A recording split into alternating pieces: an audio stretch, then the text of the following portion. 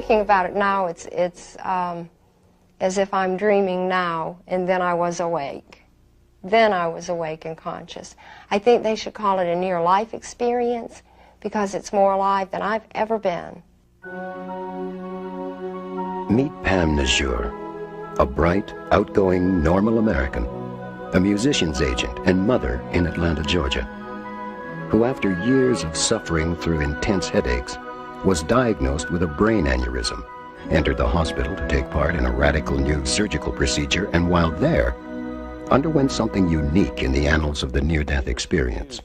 Unique not because of what she encountered, but because she was fully documented medically all the way. For her surgery. And what we see here is the main artery coming up from the neck that's being injected with dye so that we can see it on the x-ray. And this artery bends around here and comes up into the brain itself, and you see this large bubble that's on the side of the artery, and this is the giant cerebral aneurysm which was threatening Pam's life, in which Dr. Spetzler clipped during his procedure. I was taken in. I remember I was out cold when they wheeled me in. Completely out cold. So as of that time, I had no recollection of what anything looked like.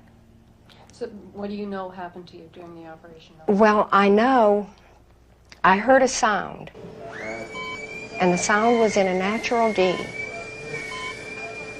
And the sound went from natural D and took a nosedive through the scale. And I popped out the top of my head. And then I was looking at the body, which was lying on a gurney, and I saw the surgeons, and I realized it was my body, but I did not connect with it and call it me, or think it was me. And now that seems very unusual, but while it was happening, it was totally natural to look at it that way. The procedure is, and this is what Pam went through, first she's given general anesthesia through an endotracheal tube. Secondly, her femoral vessels are cannulated, whereas where the tubes are put in there, and she's put on a cardiopulmonary bypass. Her body then is cooled down to 58 degrees Fahrenheit. In the process of this cooling, her heart stops, goes into ventricular fibrillation, and then complete standstill. Her head then is opened and the aneurysm exposed at the base of the brain. At this point, her blood is drained from her head, and her circulating blood volume is drained into the bypass machine, and it's turned off. And so her brain is then without blood. It's without any electrical activity because EEG leads are hooked up. Her heart is stopped. She's not breathing.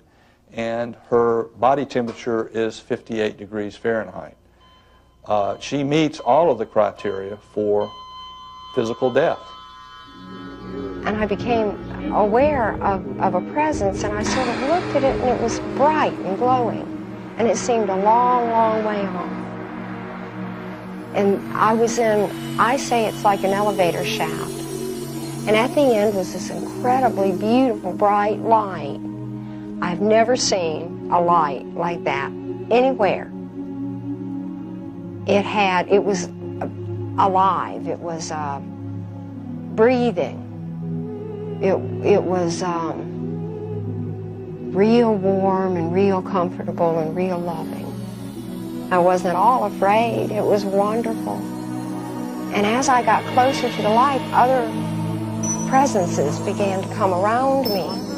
And many I recognized as the people I had lost, who I was related to. The question, though, is that while she is cooled, while there is no blood in her brain, there's no electrical activity in the brain, where's Pam? Is Pam dead? Is Pam alive? Is Pam near dead? As I went into the light, towards the light, it refined itself. It became harmonious. and it was liquid, silvery. There came a time I knew that it was time to come back through the tunnel, and I was there with the body again. I remember hearing a phrase from an Eagles song, "You can check out any time you like, but you can never leave." And I thought, that's terribly insensitive. That's awful. And then my next conscious memory was opening my eyes and seeing my family around me. Tom Harper, theologian, Rhodes Scholar, journalist, and author, encountered this story when he was researching his best-selling book, Life After Death. Pam Najur is a special case, the exception that both proves and questions the rule. She was measurably dead, clinically unplugged, as it were, and then she came back to tell us about it. So, is it our measuring devices that need adjustment, or our notions about the nature of death and what it means? Good question.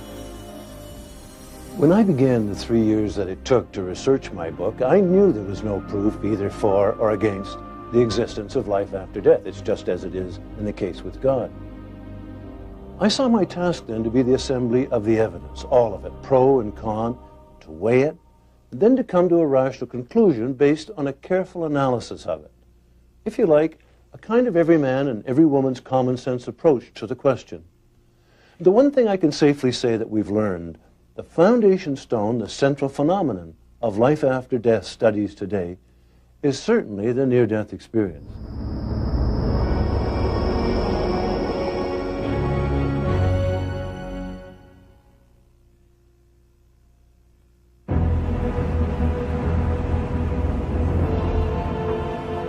Pam Najur is only one of a vast crowd of people who tell of a near-death experience.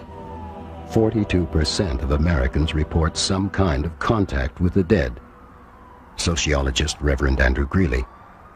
8 million Americans claim to have undergone a near-death experience. P.M.H. Atwater, author of Coming Back to Life. 8 million Americans. And that may well be an understatement, since a great many people are reluctant to talk about their experiences. Even in more skeptical countries, the figures are similar. In England, 66% of nurses reported mystical events brought on by close involvements with people in their dying moments. An Oxford University study. These and other figures indicate a profound acceptance of the possibility of contact with the dead. But what exactly are we talking about? Assuming near-death experiences really happen, can we then make the jump into treating them as genuine, revelatory encounters with the hereafter? Many people are profoundly transformed by this experience who survive it. Their attitude toward life changes drastically. They become much more appreciative of the privilege of living. They become much more compassionate and loving toward others. They become much more spiritually open, not necessarily more religious after their experience. And one thing that's almost universal among these people is they lose their fear of death and lose it forever as a result of knowing that, from their understanding, there is no death. The near-death experience. Cast out of yourself, leaving your physical body, passing through unimaginable sounds, light, waves of feeling, overpowering visions of things you never conceived of before, faces of the dead. Are you alive? And if you are, where are you going? How could anyone's life not be changed? How did I change as a result of my experience? Everything about me changed. Now I'm interested in people. I'm interested in what I can do to help their spirit. I changed as a human being. In many ways, I was very aggressive. I wanted to make money in that. And I realized the need for the materialism isn't important. I am determined to seek all the knowledge I can find about anything, and to know God most of all. You do have a feeling of knowingness with the universe, oneness with the universe, and it's not because you're so special, it's because you wake up to who you truly are. I had to deal with, acknowledge, and accept that I am a spiritual being. My priority now are personal relations, people, and my personal life. I was in the nightclub business in New York and in Florida. I had very successful nightclubs, and I was in a very hedonistic and materialistic lifestyle. I was partying and drinking champagne and going out with different girls all the time. It was a perfect world that I lived in. Well, I got into an argument with a business associate in my nightclub. Listen, don't call me a cheat in front of my friends, okay? I think I can call And you we started Don't be fighting. calling me kid. bucket face.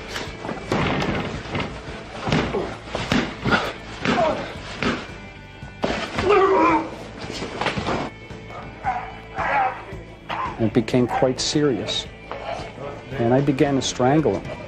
And I was pulled away by a security guard. And all of a sudden, I heard my heart stop and my breathing stop at the same instant, the same moment. And I knew I was dying. Ned.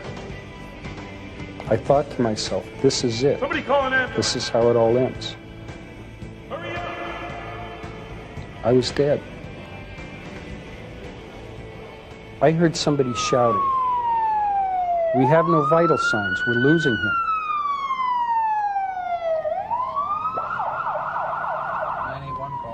And at that point, I found myself in an ambulance. I could hear the driver on the two-way radio, and he was telling the hospital that they were on their way with a patient who just coded in the ambulance.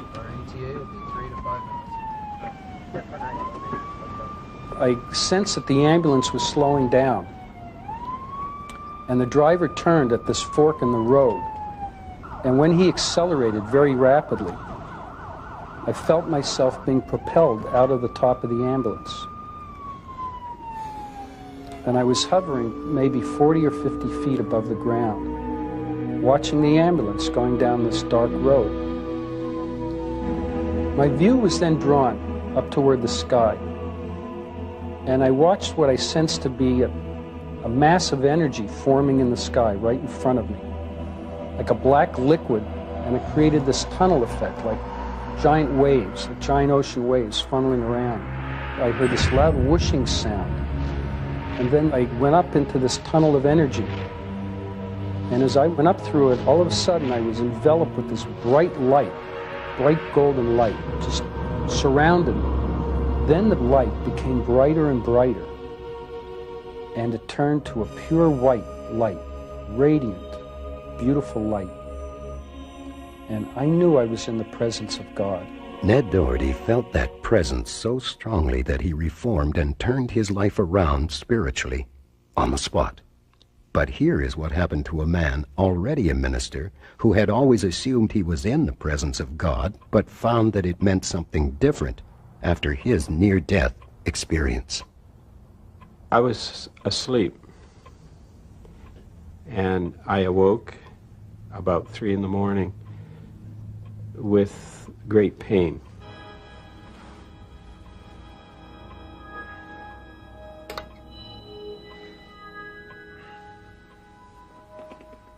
And then suddenly I was being transported somewhere else.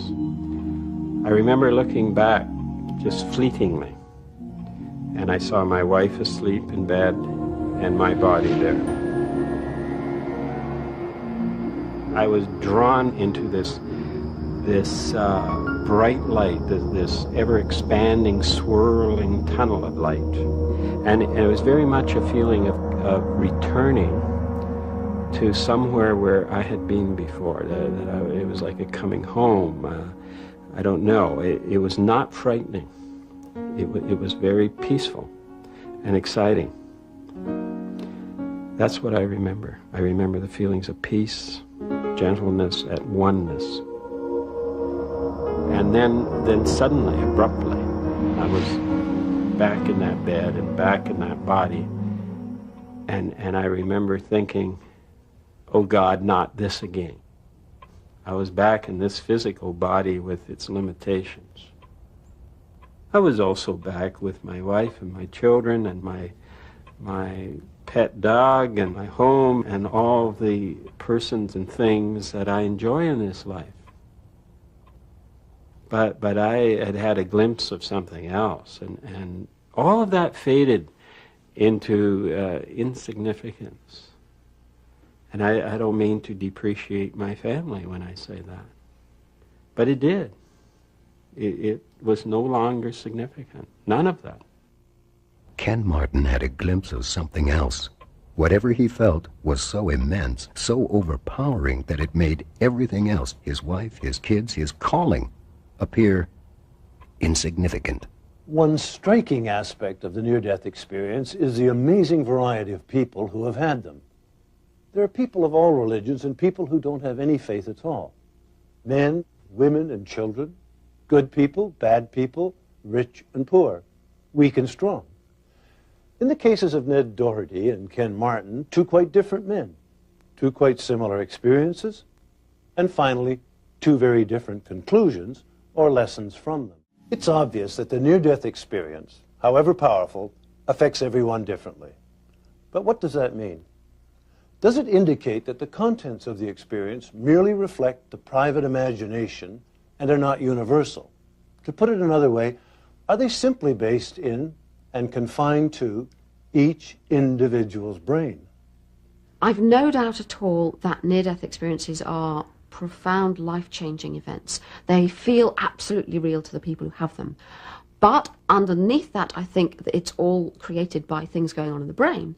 And if I want to understand what's happening in a near-death experience, I personally will try to say what's happening in here, not look for some idea of a soul leaving and going somewhere else. So I think it's a real and important experience, but still it's a brain-based experience. I strongly suspect that the experience of the near-death phenomenon and the conviction that there is an afterlife is tied to the intrinsic wiring of the human brain and a process that emerged evolutionary-wise as the sense of self occurred. Because at the moment the sense of self emerged, if it had believed that it would die, the apprehension would be so significant it would have been fragmenting, and the sense of human self would never have evolved the way it has. There's plenty of evidence that people do change after NDEs, but a lot of controversy about why. Most people seem to think it's because they've actually met God or they've been to heaven and so on. I don't think so at all. I think the really transforming aspect of an NDE is when it goes far enough for the ordinary sense of self to start to dissolve. One of the interesting things about the near-death experience is that the conditions bringing it about are associated with hypoxia, and we now realize that certain neurons die. Not all of them. A small subpopulation die, which means that now the brain is microstructurally connected differently. And basically the microstructure of the brain is your personality. These small changes occurring in the appropriate place can produce a change that will last more or less forever, and the person will be and appears transformed. Well, those views sound perfectly reasonable from a scientific perspective, and yet they don't completely satisfy, I think. They leave some crucial elements out. They don't explain, for example, how a near-death experience can have measurable exterior effects. Take the example of Dr. Yvonne Cason. Well, in 1979, I was involved in a medical evacuation accompanying a critically ill native Indian woman to a larger hospital. Our airplane flew into a blizzard, and both of the propellers, the air filters froze over, and we crashed onto the surface of a semi-frozen lake.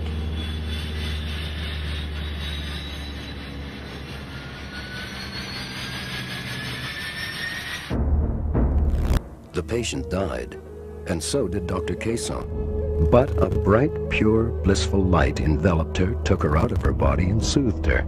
Her time had not come. She was returned to her body, and she survived. The experience changed her in a lot of ways, but one way in particular. She became clairvoyant. Well, about a month after I had my near-death experience, I was driving home from work to visit a friend. We were going to have supper together. And suddenly, I got a very clear visual image in my head of my friend's brain covered in pus. Now, this image, to me as a doctor, was a very clear visual image of meningitis. So when I got there, I asked my friend Susan, "How are you? How are you feeling?" And she said to me, "Gee, Yvonne, I've got a really, really bad headache. I've never had a headache like this. This is one of the worst migraines I ever had. as a doctor, I asked her all the other symptoms of meningitis, and she didn't have any of them. So I said to her, listen, if you develop any of the other symptoms of meningitis, I want you to promise me that you go to the emergency tonight at the hospital and insist on being tested for meningitis. So as it turns out, she did get worse that night. She did go to the emergency of a major hospital here in Toronto, and sure enough, she was confirmed at being at the very early stages of a very rare and often fatal type of meningitis. And because it was diagnosed so early, she survived it without any brain damage, which is very rare for an adult. So this was my first clairvoyant episode. Dr. Caisson's experience is not unusual in itself. Claims of increased physical sensitivity and mental powers are frequent and controversial after effects of the near-death experience. But remember this, the people we met are representative of literally hundreds of thousands who report similar experiences. They can't all be wrong. Something has happened to these people, and it has to do with the questions we asked earlier. Is the near-death experience indeed confined to the brain only? Or is it the result of non-physical phenomena of the spirit? I came down and said goodbye to him at 6:25. I remember it distinctly, and he was the happiest kid on earth because he was going to do what he loved to do. And, it was the last moments I saw him alive. 19-year-old Stephen Savin was a bright, active, seemingly healthy kid, a kind of golden boy. And then one morning, in a phys ed class, his heart just quit.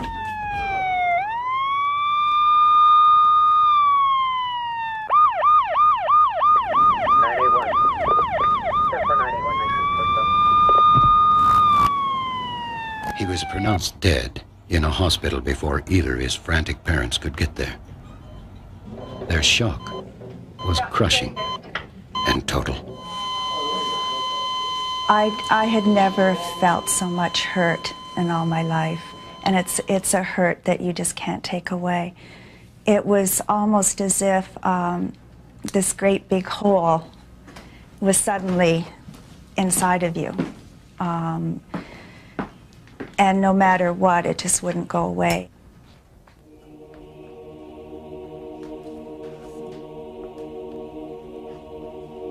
Before I had gone to bed that night, I was the last one to sort of put all the lights out and go upstairs. And it was a time for me to be with my own feelings. We'd had a house full of people all day, and it was my time, and I just started to talk to Stephen. It was something that I felt that would help me. And I had asked him if there was any way in the world that he could come and say goodbye, because I had not been able to say goodbye to him. And I felt that his father really needed something at this time. With that note, I went to bed, and I went to sleep really quickly because I was exhausted. And then I woke up around 3 o'clock, found that Doug I got out of bed. It was around 2:30 in the morning. It was quite quiet out, and I remember coming downstairs and doing a lot of thinking and looking at pictures of Stephen and just generally trying to get a handle on what was going on. And then I came back upstairs, and Linda was in bed, and I got in bed with her, and she was awake, and we were lying there, and it was around 3:10 in the morning, and it was very quiet and peaceful. I miss him. Then all of a sudden, I felt something, and I put my hand over my eyes, and I had my eyes wide open. What? And I felt, and then I saw a light. And I said to Linda, there's something happening. What does it look like? And she said, what was it? And I said, I don't know, but there's just something here. And I saw the light, and I knew it was Stephen. And I don't know how I knew, but Linda was saying, what's he look like? I said, he's a dove, and he's a star. and he's neither one at the same time. He's in and out, and he was pulsing with energy and bright light and very distinct and real. And Linda said, "What's he saying?" And I said, "He's not saying anything. He's just there in front of me." And I was just transfixed looking at him, and it was beautiful, and I knew it was our son. And all of a sudden, I heard the words, "Thank you." It came through me.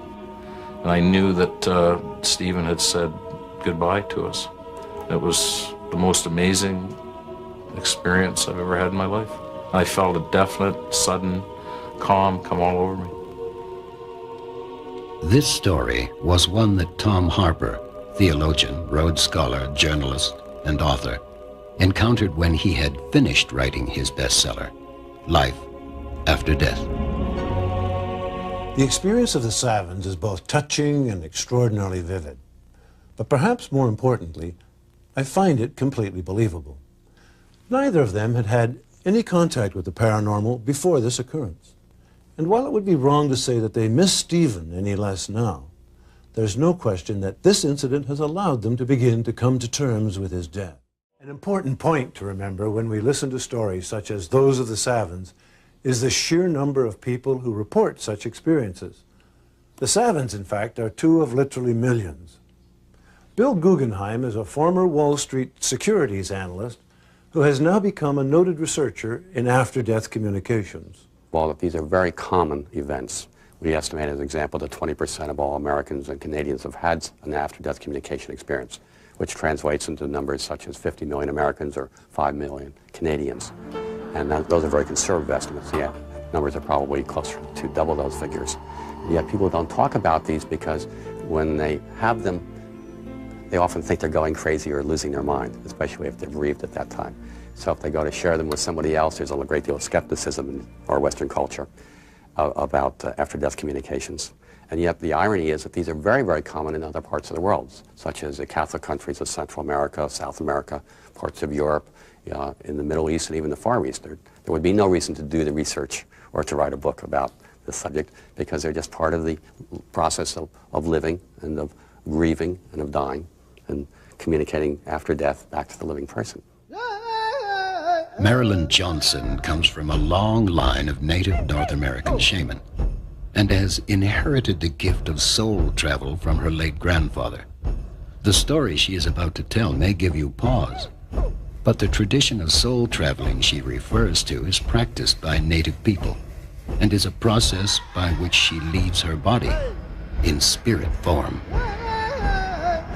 My primary purpose in life is to soul travel, gather information in the physical world, and travel to the land of the dead and obtain information from people's ancestors, and then bring the information back and then help people here.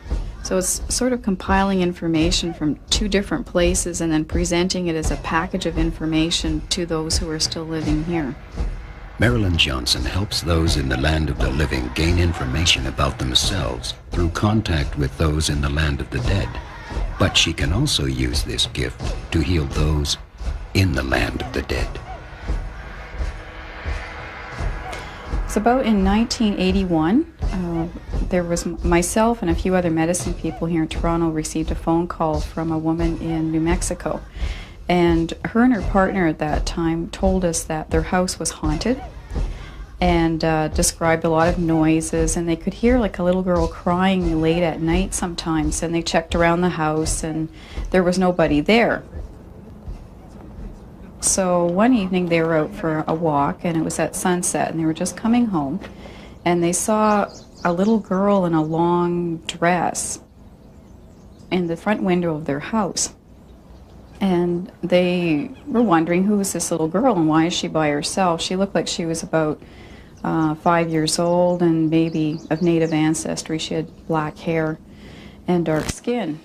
Little girl! Hey! And she turned around when they called her and she just looked at them and smiled, and then she walked along the front of the house. And she went about maybe 10 feet and then disappeared right into the house through the wall. So at that point they knew that she wasn't living in this existence, that she was a spirit of some sort. So they were really excited by this and also very afraid because they just didn't know what to do about it. And they walked closer to the house and looked at the window, and they could see the handprints, a child's handprints on the window. So I went soul traveling over 4 nights, like I usually do, and spoke to the spirit of this little girl.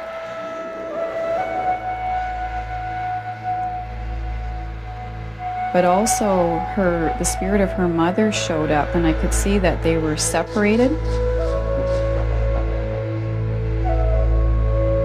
And what had happened is that coming over the knoll of a hill, right near where that house is located now, and the mother fell down the hill and broke her neck, and then the little girl stayed with her mother and then eventually just died of exposure and starvation.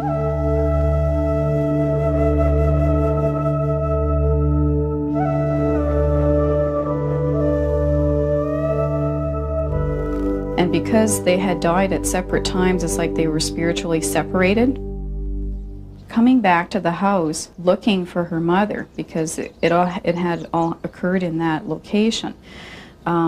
So I relayed this message back to them. And in the meantime, they'd also sent me a photograph of these handprints. So what we advised them to do, and we did as well here, is we had a feast for the two of them so that their spirits could be joined together in the same location in the spirit world, and we wanted them to be together. And once this was done, then the house wasn't haunted anymore.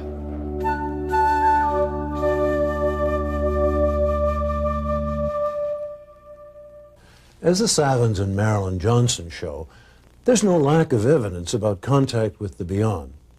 But in the Western world, the world of mainstream science and religion and good old hard-headed common sense, the first tendency is always to scoff at such stories, and particularly if you're a scientist.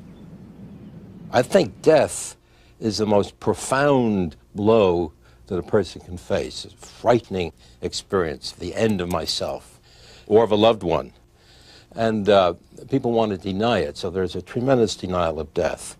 And so there is what I call the transcendental temptation, the yearning of the soul to leap beyond and to communicate with the dead.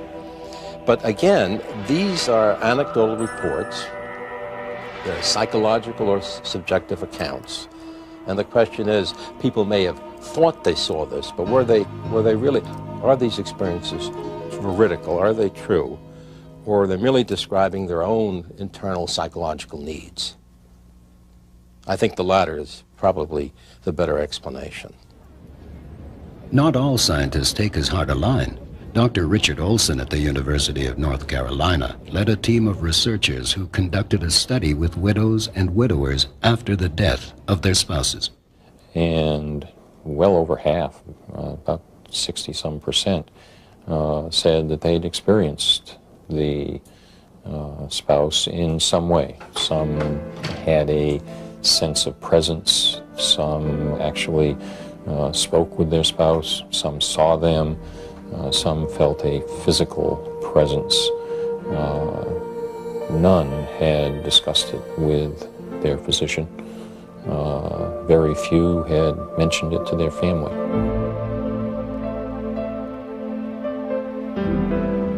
I think one of the interesting features we've found is that during conditions of death, specifically to significant others, such as husbands and wives and children, effectively anyone with whom there is bonding, emotional bonding, interior cingulate type bonding, during these conditions, individuals can often, particularly during dream states, particularly during altered states, can experience information at a distance.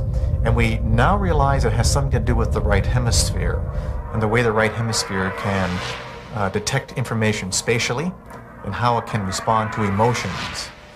And again, it has to do with bonding. It only seems to work with individuals with whom there's a great deal of emotional bonding. While scientists like Dr. Persinger explore the communication that occurs between those at the point of death and their loved ones, they still tend not to acknowledge the possibility that the soul continues beyond death. That assumption lies at the heart of parapsychologist Boyce Beatty's work. I live in Connecticut, and when persons call Yale University or the University of Connecticut and say they have a ghost in their house, they're frightened, they don't know with whom to speak, they're put in contact with me, and then I work with others, usually a deep trance medium or a clairvoyant, sometimes a clinical psychologist and maybe another parapsychologist. We investigate and we eliminate viable alternative explanations. Are the persons somehow disturbed psychologically? Is it squirrels in the attic? And if we cannot find a normal explanation for it, and do find, in fact, that it is a spirit of a deceased human being, then we conduct what is called rescue mediumship, counseling the dead, or soul rescue work, speaking to them, communicating with them, helping them understand they're not in a physical body any longer, and then helping them pass on into the afterlife. For most people, even those who accept some form of life after death, these assertions can be a little hard to swallow. But Boyce Beatty asks us to approach what he calls rescue mediumship from the other direction, from the results it gets, the many people from whose lives he claims to have removed inexplicable disruptions, people such as Bill and Laurie McCauley. I said to Laurie, it's coming back after me. Whatever this is, it's coming back after me again. And I was petrified. Just sweat was just pouring off of me. And all of a sudden I felt something on my back, not physically on my back, but I knew something was on me. We moved in the house in 1985.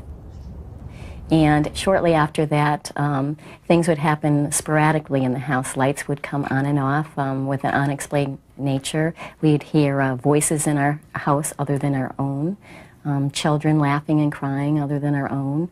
Objects would move before our eyes. And this was very sporadic. Nothing that really pointed out to us that definitely our house was haunted. I kept pushing these things to the back of my mind. No, this couldn't be happening. This couldn't be happening. It's got to be of a human nature. It's got to be a neighborhood child or a neighborhood teenager, or somebody was harassing my wife. Until one evening I was working second shift and I had come home from work and everybody was asleep. And I took the dog out in the backyard, and all of a sudden this light came out of the ground. It was about 6 feet long by about 3 feet wide. It just came right out of the grass. And my dog walked over to the edge of it and showed his teeth and started growling ferociously at it.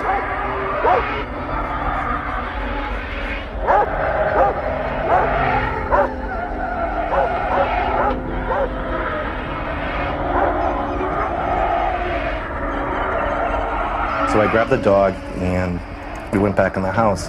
And as I locked up the house, my son started having a nightmare, one of many nightmares, upstairs in his bedroom. So I woke him up and brought him downstairs and put him into my wife's, into our bed. So I went upstairs, undressed, and I got into Jeffrey's bed.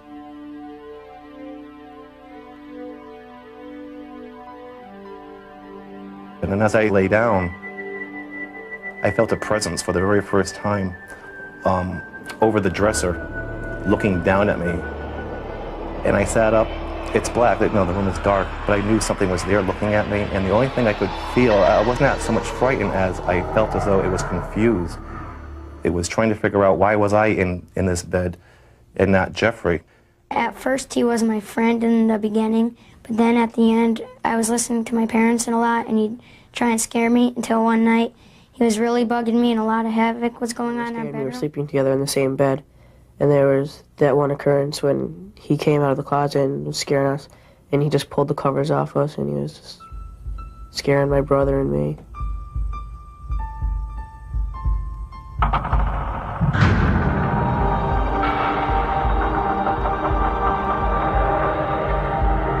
And that's when I concluded for the very first time that there was a haunting or a ghost or some type of entity in our home affecting my family.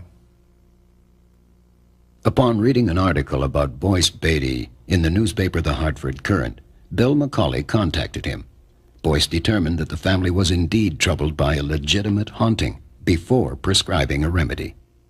What finally worked in our case was the mild exorcism in the home, and Boyce Beatty did a prayer for the dead, which helped pass over the earthbound spirits that were left in our home. Recognizing that in many of these cases it's a matter of helping people go into the light, recognizing that in many of these kind of cases what is happening is that it is the spirit of a deceased human being who is earthbound, who is quite confused, not realizing they are no longer functioning in a physical human body, and have not passed into the afterlife, into the light. So that night I did a prayer that was oriented toward communicating with the spirits of any deceased human beings who had not gone into the light, who were earthbound. As a result of their experience, the McCauleys have pioneered a self-help group, Victims of Paranormal Phenomena. Some Buddhists believe that if we don't get to the light after we die, we will remain sorrowfully earthbound, unable to find our ways through the bardo and into our next reincarnation. Other cultures maintain similar concepts expressed in their own terms. The testimony of the Savins, Marilyn Johnson, and the McCauleys points to the possibility that consciousness can have existence beyond physical death.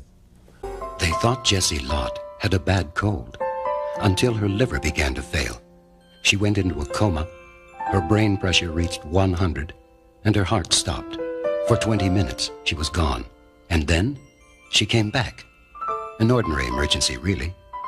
Except for one thing. When my heart stopped, I just suddenly saw my grandma, and she passed away like a year ago. What did she look like? Well, she had like a white robe on, and she looked exactly how she did before she died. I've interviewed dozens and dozens and dozens of children who have had these experiences. Pediatrician Dr. Melvin Morse of the Seattle Children's Hospital has conducted by far the most in-depth research into children's near-death experiences. His documentation includes extensive on-camera interviews with children, such as Jessie Lott. And what did you think about that, your grandma being there? I was just so shocked. I didn't, I don't know. Just like she was right there, and I was right here, and I can't move. She was just sitting there. It's like she's frozen. I don't know. I was sort of scared, but sort of happy to see her. That's all I remember. I was just sitting in a chair. She was sitting frozen, and she was fine.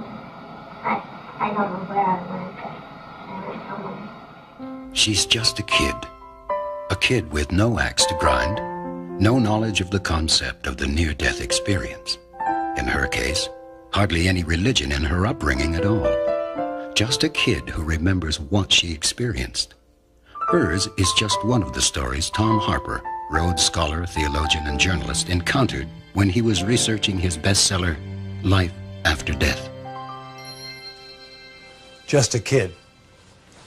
But to children, and particularly those who have had no special indoctrination in religious ideas, have something unique to tell us about what happens after death. Are their experiences different? Or do they have the same experiences as adults, but see them differently? Are they better reporters because of their lack of sophistication? In this program, we will look at many examples of children's testimony. Children have simple and pure experiences. They use words like neat or weird, which are very, very real feelings. That the typical child's near-death experience, they go, "Wow, I thought I was floating out of my body, and I knew I was dead, but I was still alive." And there's a genuine quality of mystery about it. How could such a thing be really happening to them? They're often frightened by the experience. Many of them wonder how they're going to get back in their body. Since it's so far out of the realm of anything they expected, they frequently say it was scary. That's not an unusual experience at all. And mostly I'm impressed by how fragmentary the experiences are. They usually just tell a teeny little fragment of something that has clearly struck them. Because the huge noodle was just like a tunnel. It went straight, and it didn't have anything in your way. It wasn't like a spiral noodle, so it's either a tunnel or a noodle, and it was the rainbow.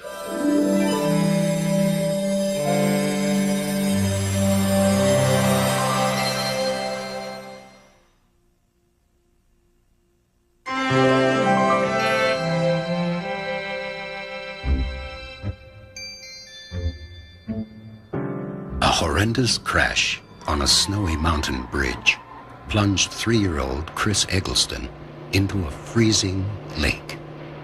Was that scary? Yeah, and our mom yelled to take our seatbelts off.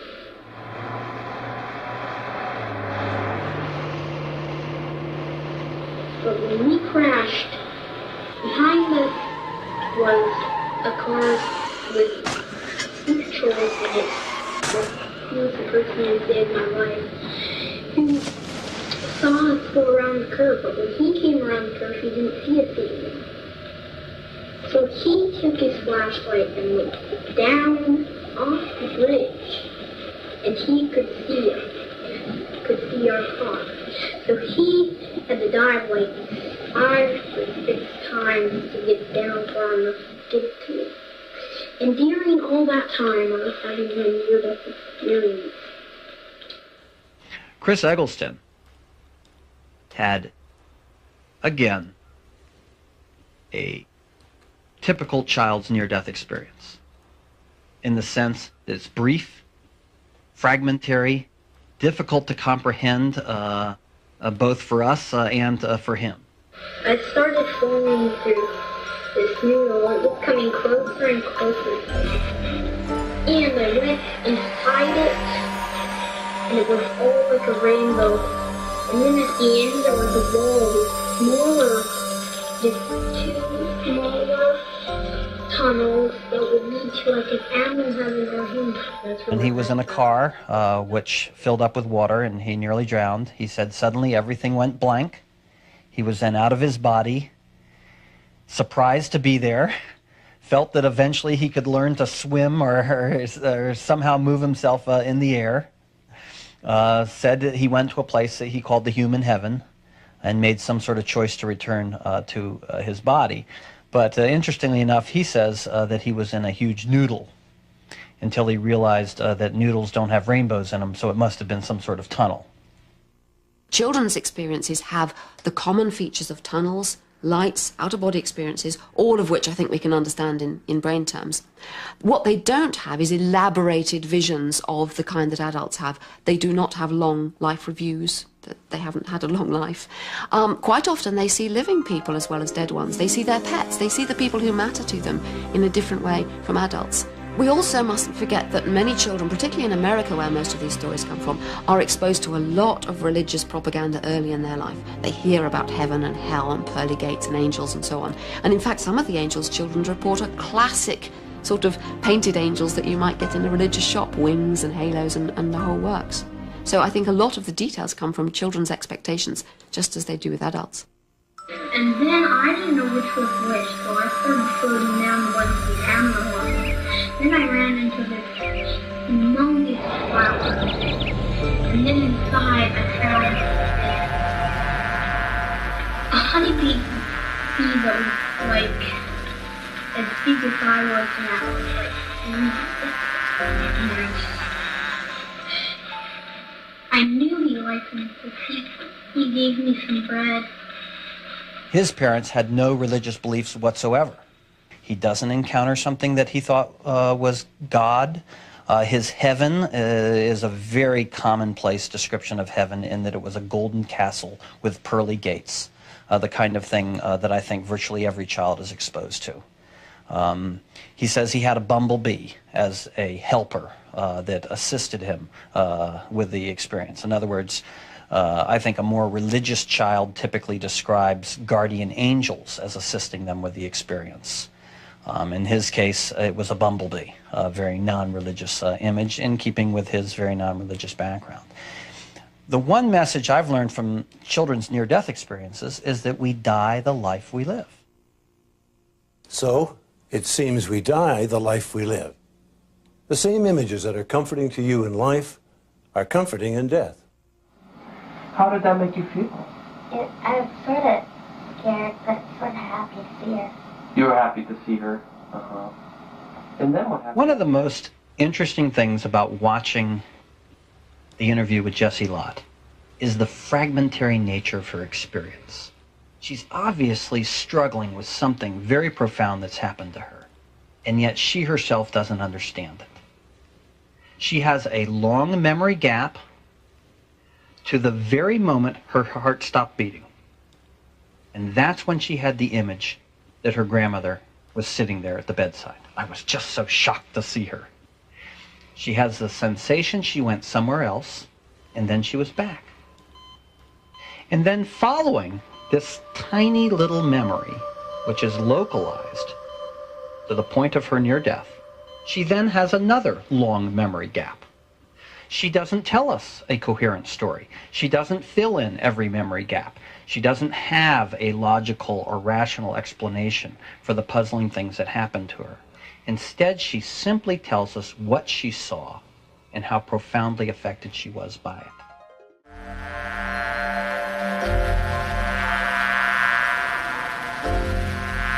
I think it's fair to say that children identify more with natural phenomena than adults do. Where, for example, an adult might typically see religious symbols during a near-death experience, children very frequently encounter animals. Chris Eggleston's honeybee, for example. In addition, children themselves are often identified with small creatures, such as the monarch butterfly in the following story. The monarch is an ancient symbol for early death, probably because its metamorphoses can be seen as symbolic transitions to another life. But here's a man for whom the symbol became real. My daughter's computer name was Panda, and she would get on the computer and communicate with friends. And so even before she died, one of my head covers in golf was a panda.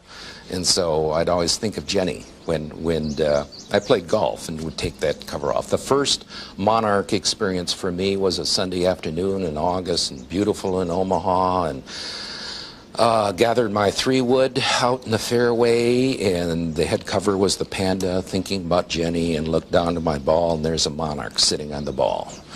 And that monarch just sat there, and I said, there's no way I'm going to hit that ball. Fine, get out there. Get out there.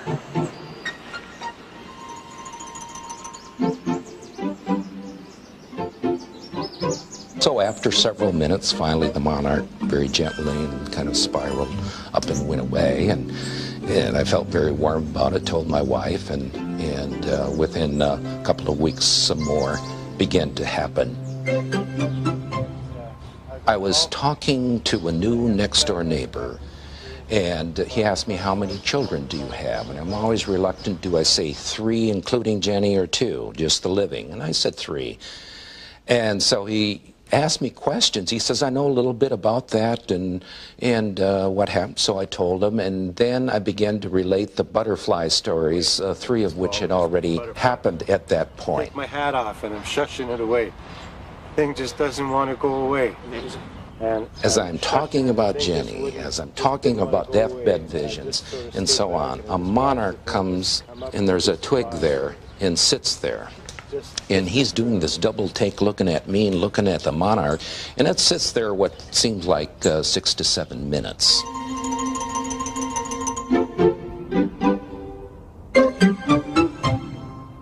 And so for me, I don't know what they prove or whatever, other than I take them for what they are, and that somehow my daughter is still in my life. Somehow, his daughter is still in his life. But in what sense? Is she in some way present in the butterfly? Or do we really mean in his memory? Does this have something to teach us about what happens after death? Certainly many parents think so, and then there are the students and the researchers in the field of children and dying who frequently encounter stories of deceased children who come back to help their loved ones. I interviewed a man who had a little girl who had spent 18 months dying of neuroblastoma, and she'd gone through multiple remissions. How was your day? Okay. Did anybody come to visit? No. No? Can I get you anything? No. Dad? Yeah? No, I've saved One day, 3 times. she and her father were talking, and she was very concerned about what was going to happen. And she said, Daddy, do you know why I've got better 3 times? He said, no, honey, why? She said, because I have to prepare you for my death. And when I feel you're ready, then I'll die. And the day she died, she put her arms around her daddy's neck and said, Daddy, you got to promise you won't do anything to hurt yourself. And he promised. But yet the pain and the anguish so great. 3 days later, he was seriously thinking of killing himself. But he heard her distinctly say, Daddy, remember, you promised.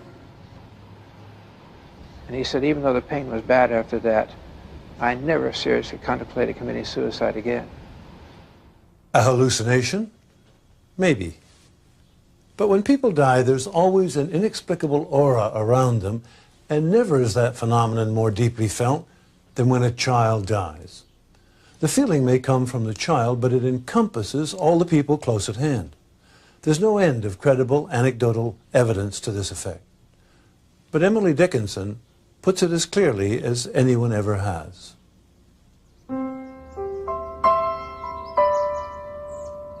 The last night that she lived, it was a common night, except the dying.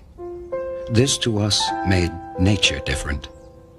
We noticed smallest things, things o'erlooked before, by this great light upon our minds, italicized, as 'twere.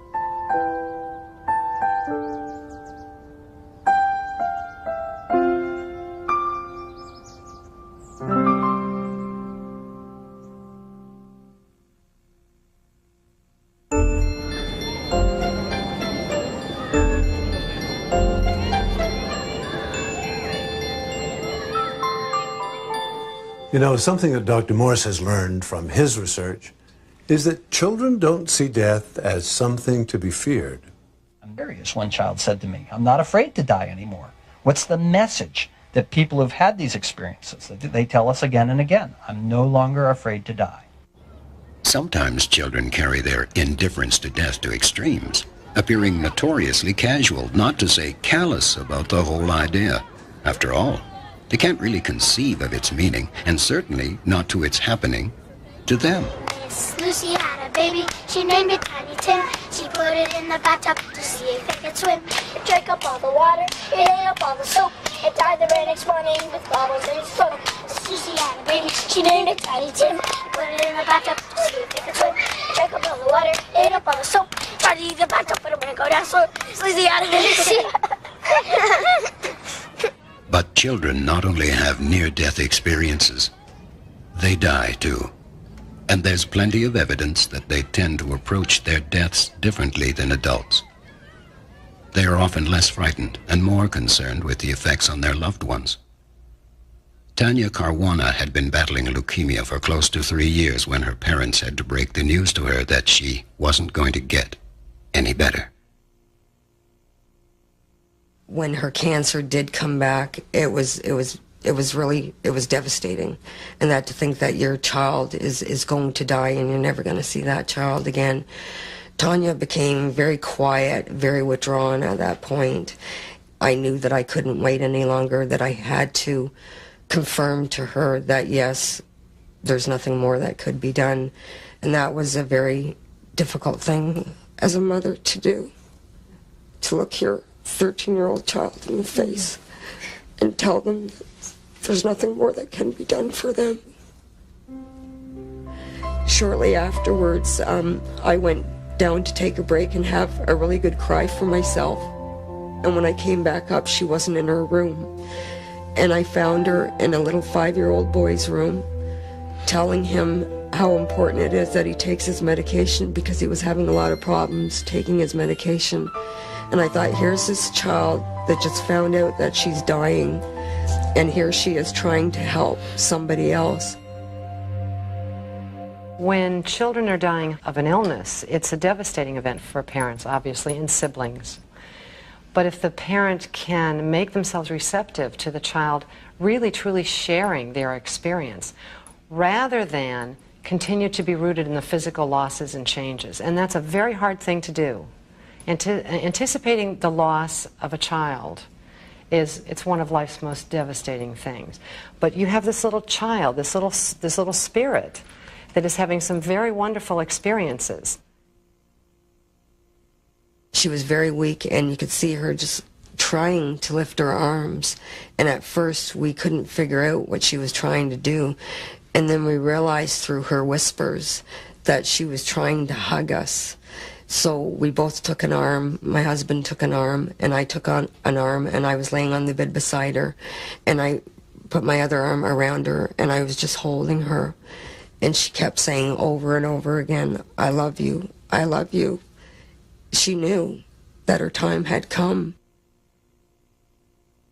If the parents can be more receptive to where the child truly is, not so much where the child's body is, it's a big distinction, they will get some very comforting messages that this child is not alone, this child is going on a wonderful adventure, this child is not afraid, this child is not suffering. These are all things that will give them tremendous grief assistance in the journey that they have up ahead. A tremendous amount of peace. Actually, the 10 minutes before she was dying, at the very end, her breaths got quieter and quieter, and she stopped breathing.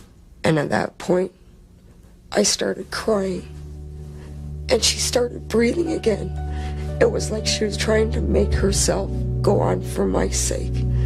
And I told her, I said, "No, Tanya, no, it's okay, it's okay."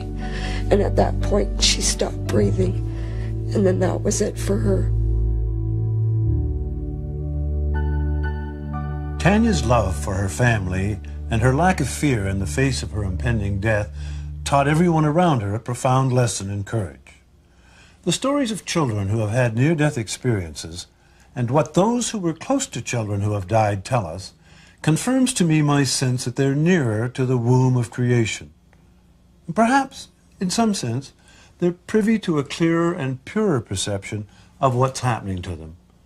As Maggie Callanan tells us, if we can get beyond the grief and the pain we feel as a child close to us is dying, we might hear them telling us something very important about the journey they see ahead, that it's an adventure, that they're not afraid, and that we shouldn't be either.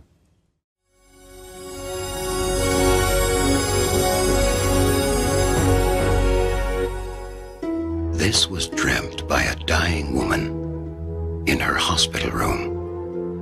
A lit candle suddenly appears on her windowsill.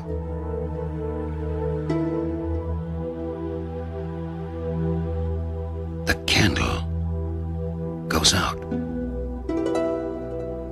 A terrifying, suffocating, miasmic blackness envelops everything.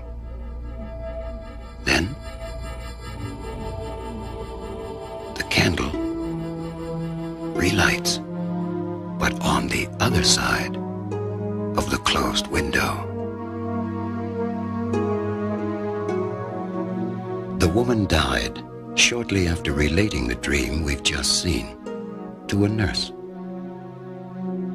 Tom Harper, theologian, Rhodes Scholar, journalist, and author, encountered this story when he was researching his best-selling book, Life After Death. Well, what are we to make of it? What did the dream mean? It must have been significant because, after all, this was the last dream she ever had. The final manifestation of her unconscious mind in this world.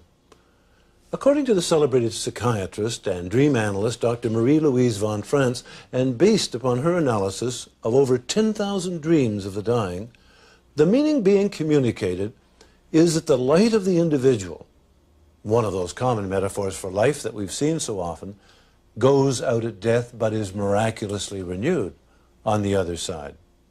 In other words, the spirit seems to live on. This dream, then, illustrates perfectly a profound insight of the great psychoanalyst and the mentor of Dr. von Franz, Carl Jung. The unconscious psyche believes in a life after death. According to Jung, dream symbols which exist in the very depths of the soul behave as if the psychic life of the individual will continue. In Dr. von Franz's words, these symbols depict the end of bodily life and the explicit continuation of psychic life after death. In other words, our last dreams prepare us for death, and possibly a life beyond death. You know, it's not only adults who have experienced preparation dreams. Children have reported them too. Here's a particularly telling example. And what's especially interesting and moving is the clarity with which a little boy sees an impending life on the other side. Corey Beller had cancer. Kimberly Clark Sharp spoke to him and to his mother Shirley about his dreams, in which he traveled to a heavenly place called Summerland. Corey even painted a picture of Summerland. He would cross a rainbow bridge in each dream and go to a place that was so pleasant and wonderful that he called it Summerland. And there was a crystal castle there, and increasingly there were other children there that he knew from his cancer treatment. He loved Summerland, and he spent more and more time in these dreams going there until he felt like his family was in an emotional position to accept his decision to go to Summerland permanently. And with a great deal of matter-of-factness, he announced this to his physicians, and this was at Children's Hospital here in Seattle. His physicians supported his no-treatment decision. He had already had 7 rounds of chemotherapy like months-long chemotherapy. This little kid had suffered beyond endurance. And he didn't want any more. He wanted to go to Summerland. So he said, hey, docs, I'm ready to die. I'm not going to have any more treatment. They said, okay. Send him home, and he died in his mother's arms on Mother's Day. Because he had central nervous system disease in his brain and in the lining and the fluid around his brain, he had a lot of sort of flailing and kind of spastic movements. But he did this Lamaze-type breathing all the way through, and he was coherent the entire time and kept trying to have conversations with my friend Shirley, who was with us, and I. And she was as fascinated, I think, as I was, and neither one of us had ever been with anybody who was dying, you know, going through that whole dying process. And he had no fear, absolutely none. He saw Summerland as a real place, not as a dream or a vision. To him, it was a real destination, and one where he knew that everybody who dies would go there at some point, and that that's where he would be reunited with us someday when we die.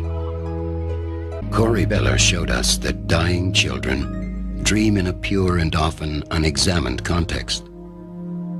But dying adults often look for meaning in the dreams of their final days.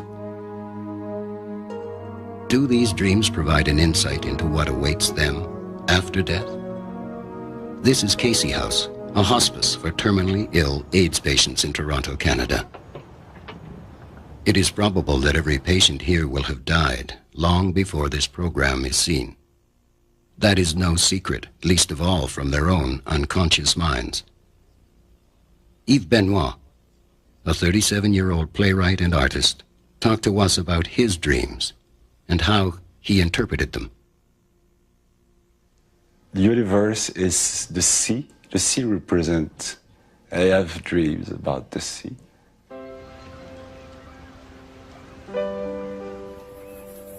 Or in Manitoba with the endless fields, or those mountains that are so huge, you know, and so beautiful, or the Cape Breton with the waves of water coming, and crashing against.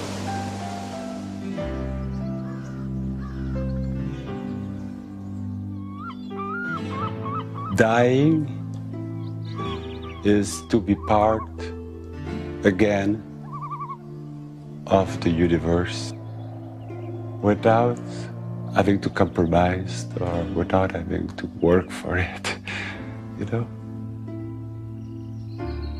There is this sense that they have the power to make your life change like that, But when you die, it's like the elements become your friends, or they have seduced you. Anyway, I don't know if they are your friends or your enemies, but one thing for sure, you're going back to that.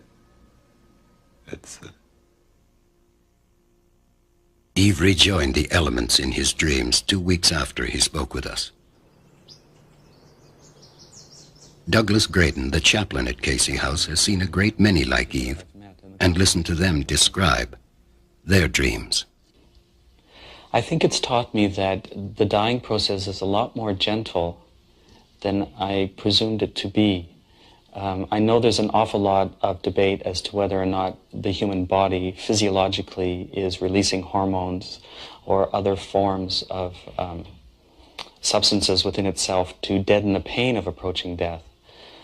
I'm uncertain as to whether I buy into that totally, if I can phrase it that way. But it's taught me that the dying process can be a very gentle one, can be a very welcoming one, cannot be a frightening process for people, and that it's also something that generally people who are watching the death, if they're listening to the dreams well enough, there's the challenge, that we don't need to be frightened by the death that we're witnessing either. The dreams that I listen to are dreams that tell me that death can be a very reassuring process.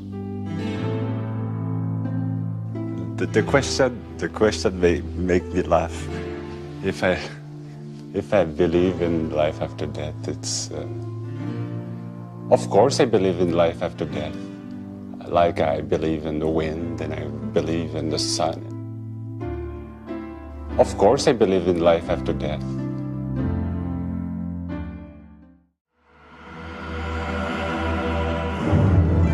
Bruce Bynum, an American researcher, has spent much of his professional life studying the many aspects of dream life, including what happens as death approaches. Most cultures have a very rich and diverse way of indicating that death is on its way. Death is inescapable. Nothing can live that will not eventually turn to death. So one's religion, one's culture, one's personal experience profoundly influences the exact content of the symbolism. The symbolization process is a universal process, but the contents of the symbols are different. If you are a Roman Catholic, you may have a certain series of symbols or images come to you. If you are a Buddhist, you may have a different set of images come to you. If you are Hindu, if you are Islamic or whatever.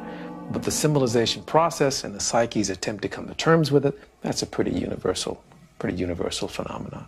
And again, the body and the mind begin to not go their separate ways, but the psyche begins to separate somewhat from the physical body and turn its attention toward the deeper regions of its own soul, its own psyche, if you will.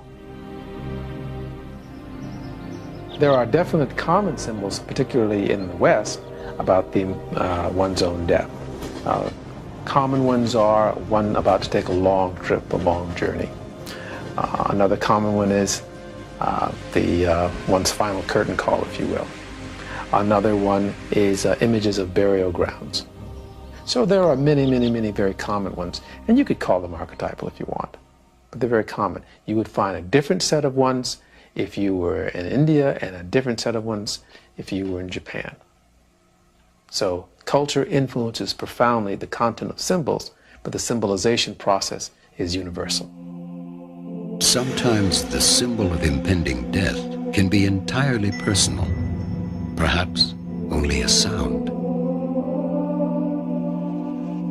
I heard a fly buzz when I died. The stillness in the room was like the stillness in the air between the heaves of storm. With blue, uncertain, stumbling buzz between the light and me.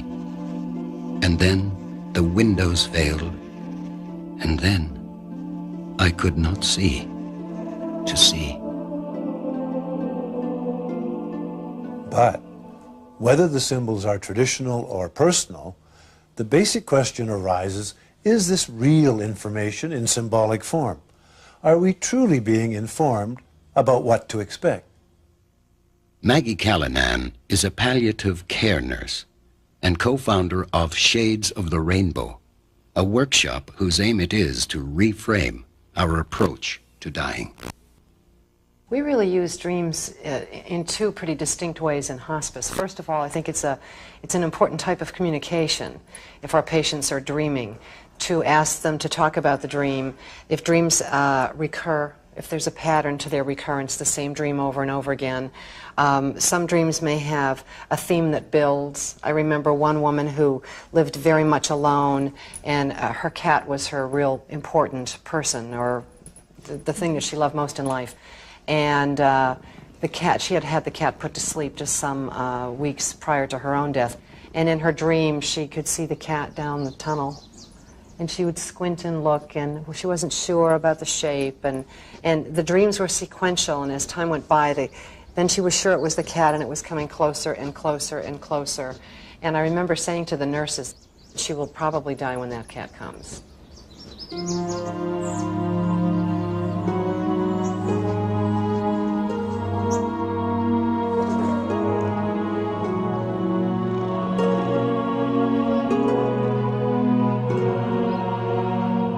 We had a volunteer sitting with her so that she wouldn't be alone, and the volunteer came out and said, look, she's waving, but she was going like this, and she was stroking the cat.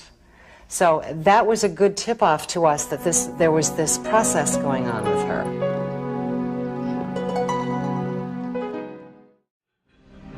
A cat, a fly, a stopped clock, another person. Anything and anyone appearing in a dream can be the bearer of the ultimate tidings. The experience I've had with people actually who have dreamt about their impending deaths predates my involvement with near-death experiences. First time that I can remember anyway encountering this phenomena was an old gent who was on the medical intensive care unit at Harborview, who had a dream that he was going to die at around 2 p.m. that Sunday afternoon. This was on a Friday. Jim. Yeah. Hi, how are you? And in his dream, his brother, who was deceased, had come to tell him this. 2 o'clock on Sunday, you're going to be with me. 2 o'clock on Sunday, you're going to be with me. 2 o'clock on Sunday, you're going to be with me. 2 o'clock on Sunday, you're going to be with me. So he asked if I would please come to say goodbye to him Sunday morning. Well, you know, so sure, I was going to come in only to assure him that he wasn't going to die. He, in fact, spent that interim time getting better, getting better, getting better.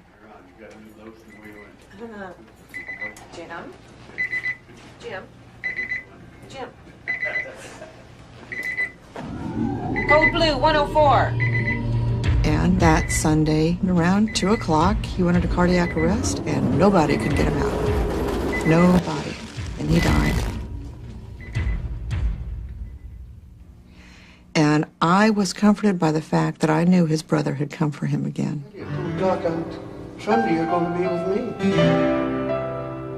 Over the years, Maggie Callanan has come as close to understanding the process of dying as anyone could. Some of her conclusions may surprise you, especially her sense of how dying people organize their deaths, for want of a better word. The way I describe it to my families is it's almost like your dying father has a foot in two worlds, and he has the ability to shift back and forth between the two worlds. When I worked in the hospitals, I was never surprised to hear somebody seriously ill say, "I want to go home, I want to go home." That made sense to me.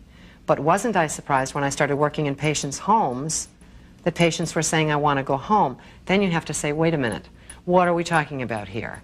And patients saying very clearly to my families, "I have to go home now. It's time for me to go." A lot of this kind of symbolic language about taking a trip, seeing a place that no one else can see, being aware of people that no one else can see, oftentimes dead relatives, people who have predeceased the person, or sometimes a spiritual being. Dying patients frequently know exactly when they're going to die, even if no one has told them that they're dying. Now, they cannot stop the process, but they can delay or speed the process up when all around them is in the right place. Most people are aware that a grandmother can wait until her favorite grandson travels across the country to say goodbye.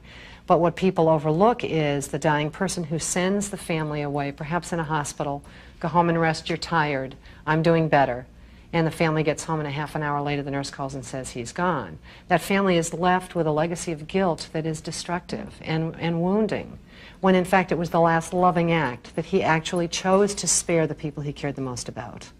Dying children very prevalently send their parents away. It's almost as though the pain of having them present when they die is too much, that they can't be freed to go on to this journey that they really want to go on to when they see the pain of loss in their parents' faces.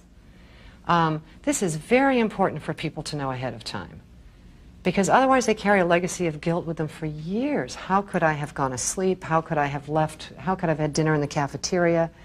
And they feel terrible anguish over that. The really important point about dreams that struck me as I was researching this particular aspect of evidence for life after death was that the unconscious, using archetypal images, encounters very squarely the fact that the body is facing its own dissolution, that death is real. At the same time, the psyche also seems to be telling us with very rich and universal imagery that it has a deep-seated belief that life or consciousness somehow goes on at the end. I found this even more telling than the evidence of the near-death experience. In our culture, dreams may be the best medium to inform us about the journey we might undertake. In others, as Bruce Bynum now explains, meditation and contemplation are the keys to furthering this process of understanding. Most other cultures have a very rich, diverse history of working with people who are dying. In the West African traditions, sometimes ceremonies are held. In the Hindu tradition, one turns away from the external life and focuses much more internally. Most cultures have a tradition of this. The only cultures in the world who don't have a tradition of this, unfortunately, are the West. And we've sort of lost a little bit of our way in that area. While pursuing other things, we've sort of lost the art of dying. And the art of dying is complementary to the art of living. Both are involved with transformation. Both are involved with wisdom. There's a lot to be learned in the process of dying. You don't want to sleep through your own death.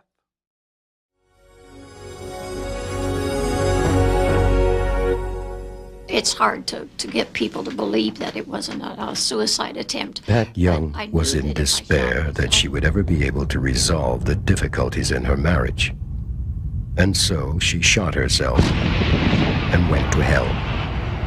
I knew it had to be something that would be drastic enough to put me in the hospital, but not drastic enough to kill me. So I didn't do my torso because I didn't want to do any serious damage. So I thought if it went in one side of my neck and out the other side, that would be bad enough to put me there, not bad enough to keep me there. I had no idea I would die.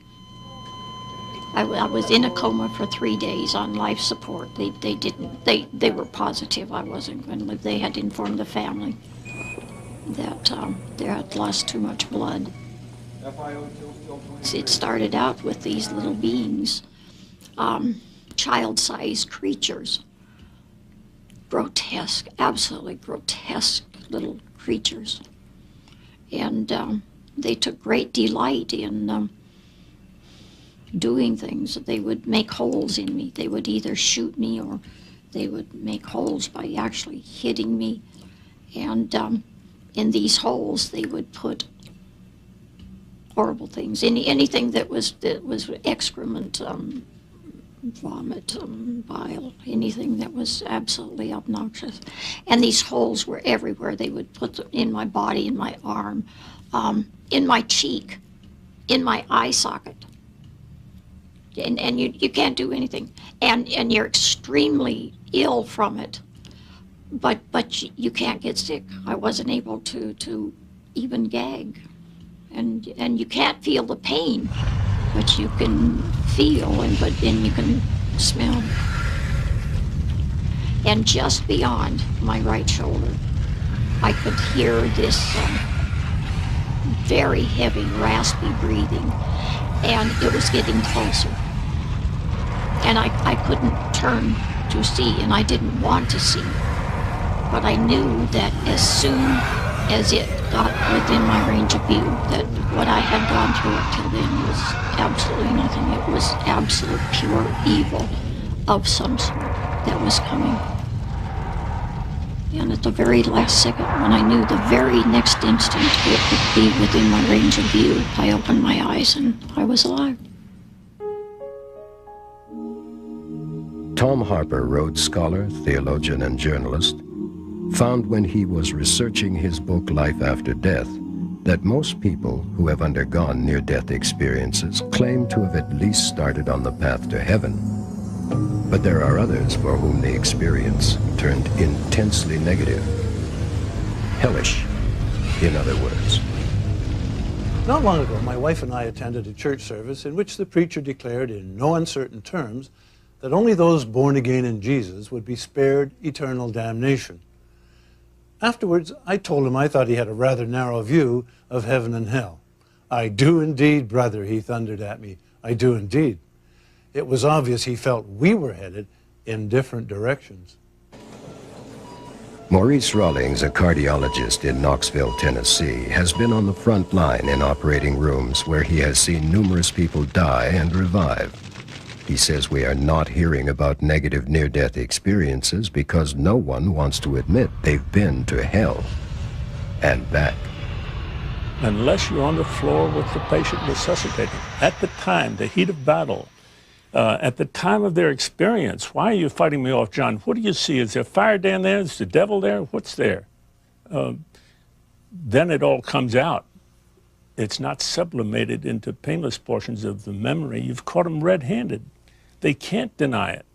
It's there. The negative experiences are always been there. They just haven't been captured because the psychologists, psychiatrists that interview these patients for a living, collecting cases of after-death experiences, haven't resuscitated one of the individuals they're reporting. How is somebody going to report a negative experience when they won't even tell their family? It's an F on the report card. Ron Regan spent a good part of his early life stealing, extorting, and beating people up, until the unlucky day he came out at the bottom end of a fight, slashed by a bottle and bleeding to death in an ambulance. And I didn't know what was happening. I thought the ambulance was on fire. And as it filled with thick black smoke, moving through the thick black cloud, almost like a opening in this thick blackness. And at some point I began to hear screams. Multitudes of people screaming and wailing. And the best way I can describe it is it looked like a volcanic crater. And I could see like a huge lake inside this. But it was blazing with fire. I'd never seen anything like this, with the exception of hundreds of gallons of gasoline poured on the surface of water and ignited.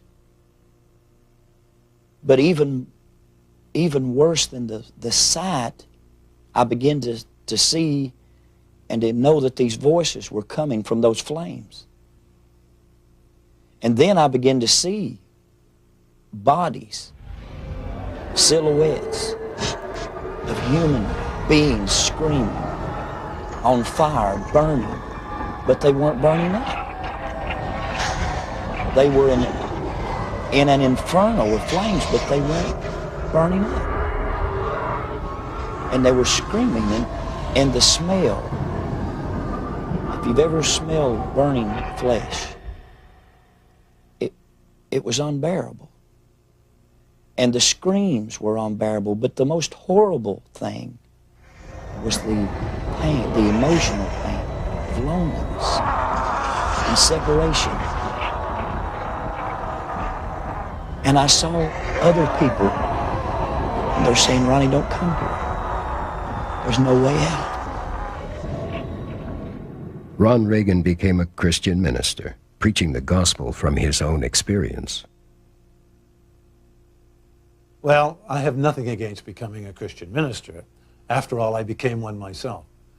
But I have to admit that many researchers in the field of paranormal experience see these kinds of claims as culturally determined. We die the life we live. That the events of our own life are replayed when we die, and that our own religious beliefs and culture is mirrored back and reflected to us in the type of dying experience that we have. So it should not come as any surprise then that people who report hellish experiences are primarily fundamentalist Christians who have a deep belief in hell. To other people, the mere idea is absurd. It worries me that most NDE reports are coming from the States where there is this underlying Christian belief about heaven and hell. People like author Susan Blackmore, once a parapsychologist herself, but now a debunker of myths about the afterlife. I think there may be people who have had unpleasant NDEs, frightening NDEs, who don't dare talk about it because they feel, oh, that must mean I'm a bad person. And so they're really, really frightened and live with a kind of guilt that there must be something they've done wrong. If the truth is that it's just the luck of the draw, what the situation they were in and the chemicals in their brain at the time that produced this hellish NDE, they are suffering guilt for nothing, a remorse for nothing, bad feelings for nothing. And therefore, I think the sooner we can understand these things properly, the sooner we can help people like that see that it's not their fault that they had a hellish NDE.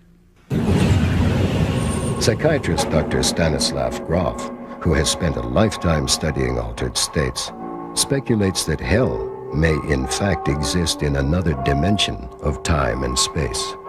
So I see this as a real contact with the archetypal domain that is kind of independent existence, but somehow touches upon that. If you look at the images of hells from different cultures, you'll see the different tortures that are being experienced there. You can see the nooses, the strangling, you can see the pitchforks, the spits, the sharp pains, people cooking or being cooked in cauldrons and so on. It's experiencing certain extreme emotional and physical states. When we think about heaven as it is described in spiritual scriptures, not as a powerful inner archetypal experience, but as the physical heaven, then we come to such conclusions that we have disproved the existence of angels and God because we have explored systematically the astronomical heavens and we haven't seen any of those entities. Or if we know that there is heated nickel and iron as the core of the earth, that there is no place for caves of Satan, there cannot be hell there.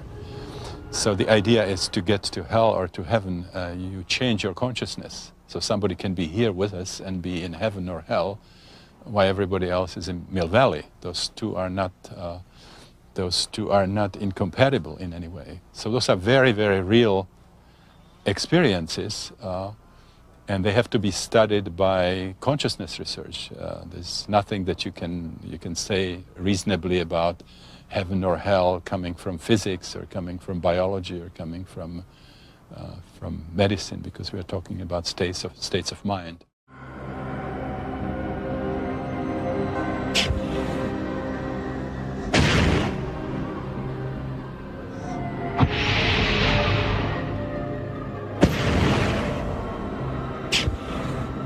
Of course, the tortures of hell are not quite the same to all people, not even to all artists.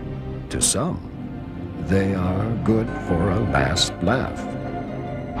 As that old atheist Voltaire lay on his deathbed, an ever-hopeful priest tried to convince him to recant.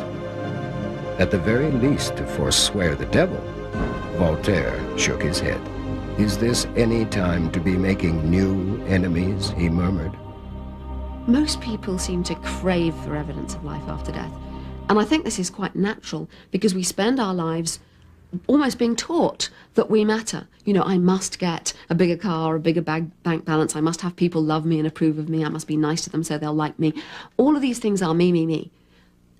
In a way, that's the root of all our suffering. I mean, that's what makes us miserable and disappointed and feeling a failure and so on. And I think it's also what drives the desire for me to carry on forever. Because what's all this been for if I'm not going to carry on and reap the reward somewhere or another? Also, there's the question of suffering. It seems sort of to give an answer to the problem of all the suffering around us if we think that somewhere people will get their just desserts. I personally don't think any of that's true, because I don't think there is a little me in here who matters. After researching a number of the life reviews, I was amazed to discover my own prejudice as a member of this culture, that we tend to look in terms of up, down. You're a good girl, you're a bad girl. You're a sheep, you're a goat. You go to heaven, you go to hell. That there's a paradigm of opposites that may not, in fact, be true. So, is there a hell? I don't think so. Have we focused more on the blissful near-death experiences rather than the others? Absolutely. We have to wonder why wonderful scholarship has discovered that medieval near-death experiencers saw lakes of fire, frightening folks, and then saw the bliss at the end. And contemporary near-death experiences are almost unilaterally blissful. You have to wonder if it's because we live in a society that doesn't want to be accountable for its wrongdoing and doesn't want to admit that there may be a darker side to life. I think those issues are real, and I think we need to encourage people who have had scary experiences to come forward. We create our own heaven and hell.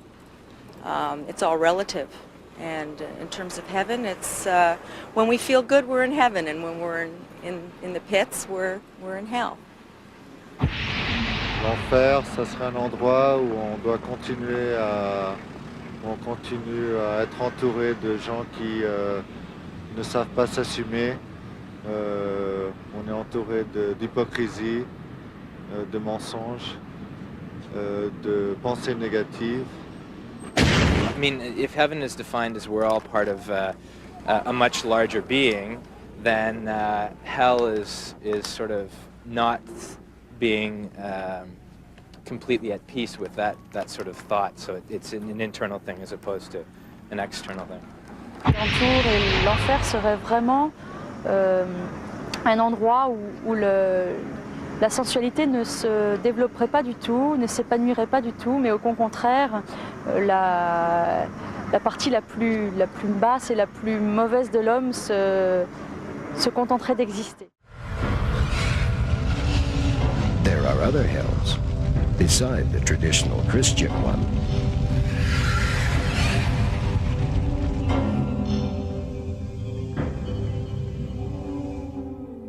Darkness, void, vacuum, loneliness, absence, nothingness, non-existence.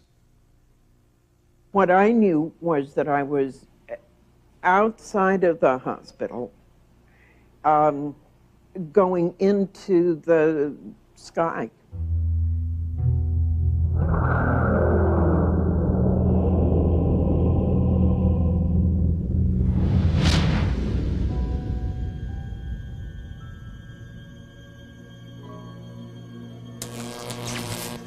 Nancy, you never existed.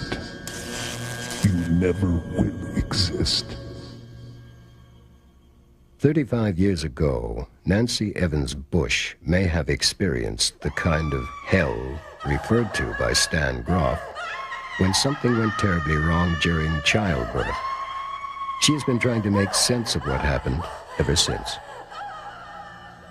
You're not real. You never existed. Nothing you ever knew existed. You're not real. You never existed. You never will exist. Nor does anyone you think you ever knew, nor your life, nor where you live.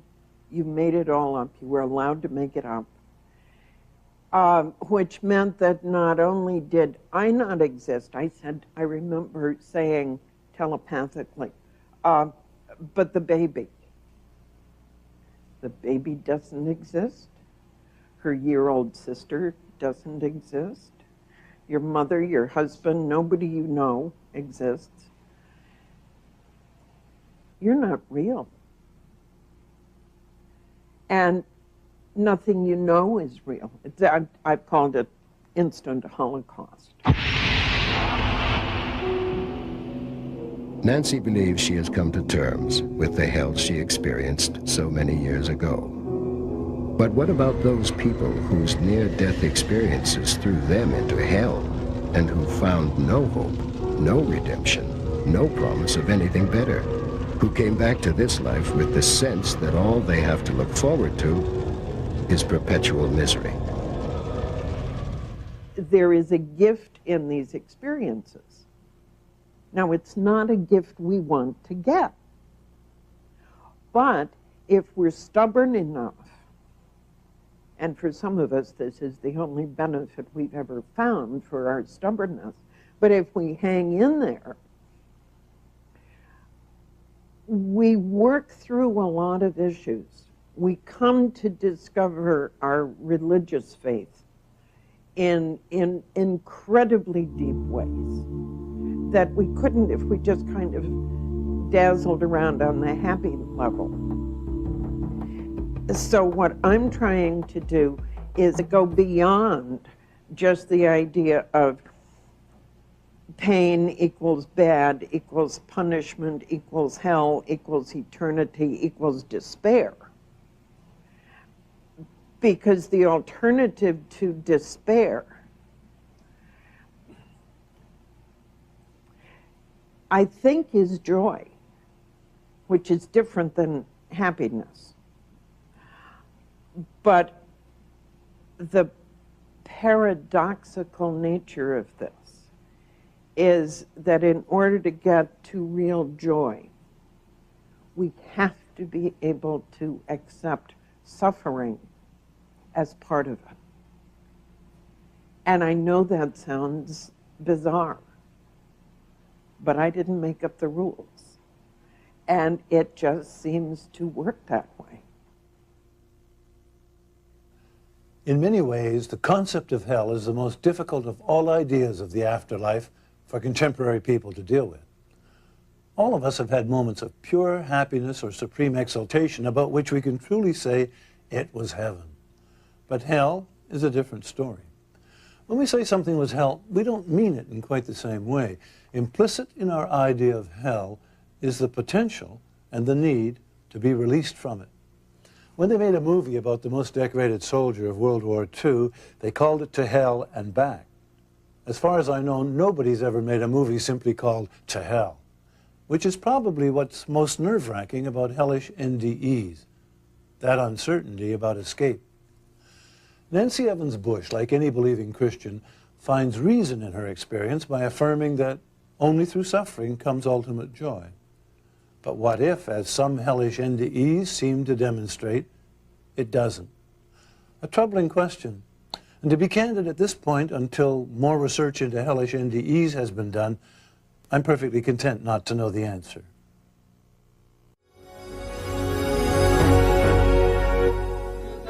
Yes, all of God's children got shoes. When I get to heaven, gonna put on the shoes and gonna walk all over God's heaven. Walk over heaven, over heaven. Everybody's talking about heaven, ain't going there. Heaven, heaven, gonna walk all over. I went to heaven. As I was approaching it, I heard wind chimes Well, it was a sound like wind chimes, but it was every conceivable tone you could imagine. It was awesome. I also heard hymns being sung, and the hymns were being sung simultaneously, but you could hear each individual one. No, that sounds totally ridiculous, but there was a great harmony about this tone, and it was liquid, silvery. It was beautiful, and this tone permeated all I was of in a garden setting, and I looked down into a valley, and at the end of the valley I saw this mountain. And there was a tremendous waterfall. It was beautiful, and the water just cascaded down over this, down the mountainside. And to the left, there was like a vortex of light, like a tunnel of light. And I knew that that was home where I'd come from. It's really not the light that impressed me. It was the feeling. It was a feeling of peace, gentleness, at oneness with the universe, if you please, with life, with everything. Suddenly I'm floating back in that sky. Suddenly I'm at that moment where everything ends, but everything's there, and it's just heaven on earth.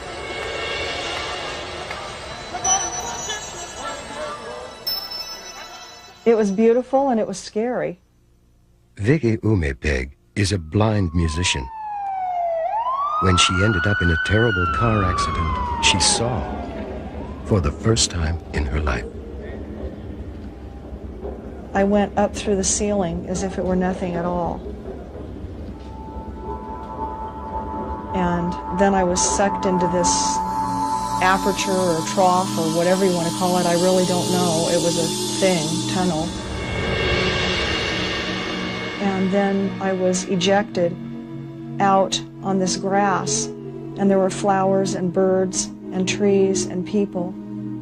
Flowers, birds, angels, glowing light, deceased loved ones, images of love and warmth, even Jesus himself. Of course, an NDE is only one way of approaching the question of heaven. Does it exist? And if it does, what is it like? But since these experiences are so graphic, it's a good place to start. According to Coming Back to Life, PMH Atwater's study of near-death experiences, 90% of all NDEs are positive. In other words, 9 out of 10 of us think we're headed for the pearly gates. Mally Cox Chapman's book, The Case for Heaven, tells the stories of near-death experiencers who died and went to heaven, and then came back to talk about it. When I started researching The Case for Heaven, I looked at the world religions, what each major religion said about the afterlife, to see how they compared and contrasted. And I set up a tutorial with an astrophysicist to see if I could reconcile 20th century science with what we know about faith. So I've got to admit, I believed in heaven because when I was 4 years old, my grandmother told me there was heaven, and I believed my grandmother. But as an adult, I thought it was intellectually tacky.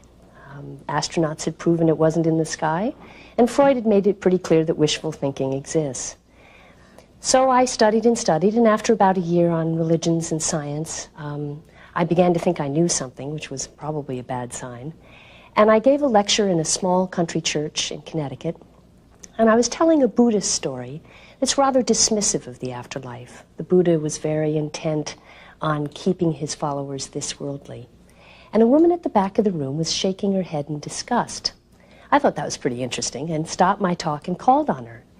And she said, "I know there's a heaven because I've been there," and proceeded to tell her congregation of something that had happened to her 23 years before that she'd never told anyone, of being in the hospital miscarrying her 5th child, when suddenly she felt a cold, dark chill, and then enveloped by a warm and comforting light.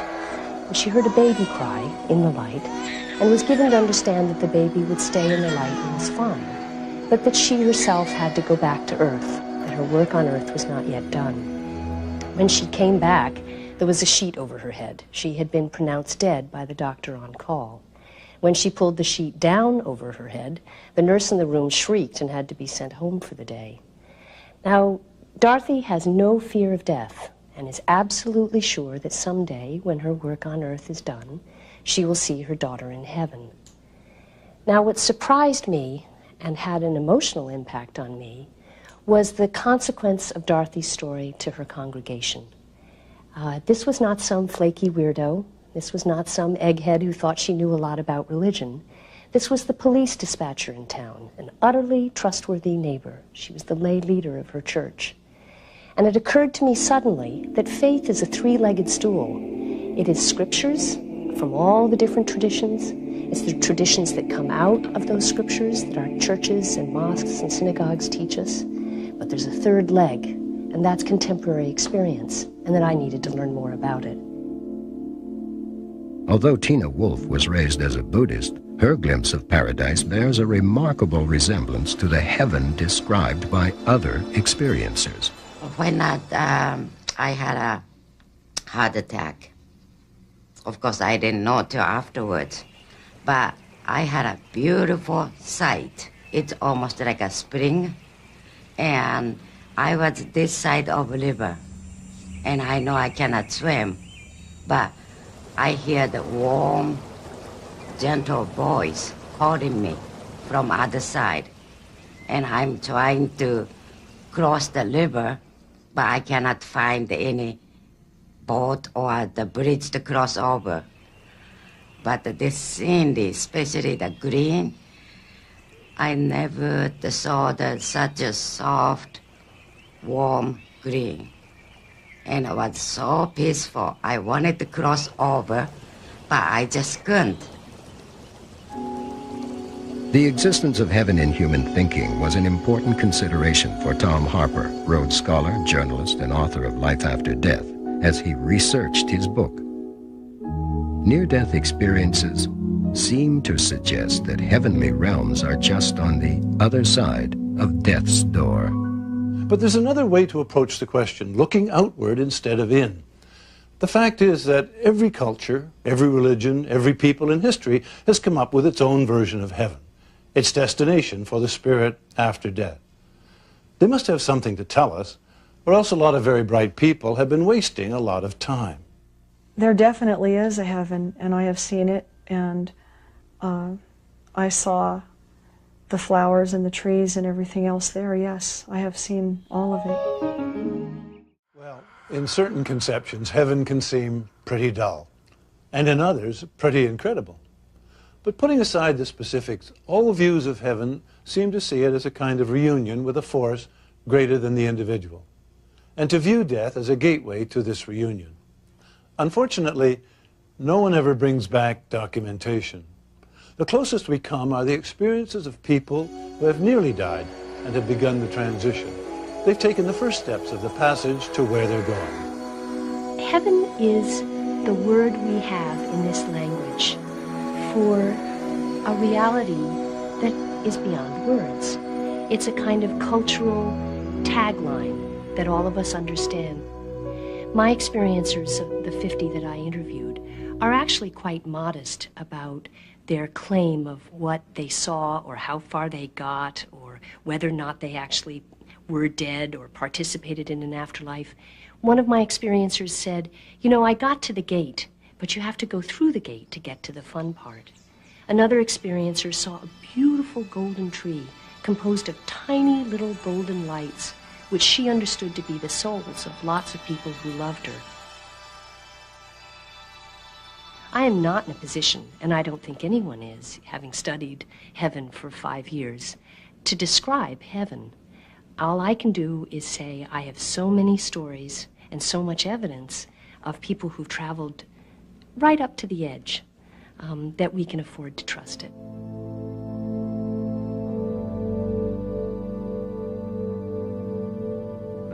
I believe that there is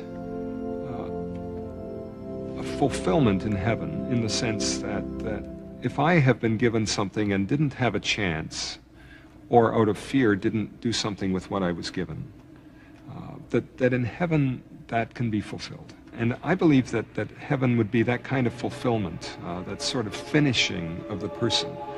But I also believe that heaven would be dynamic because God has created a dynamic universe.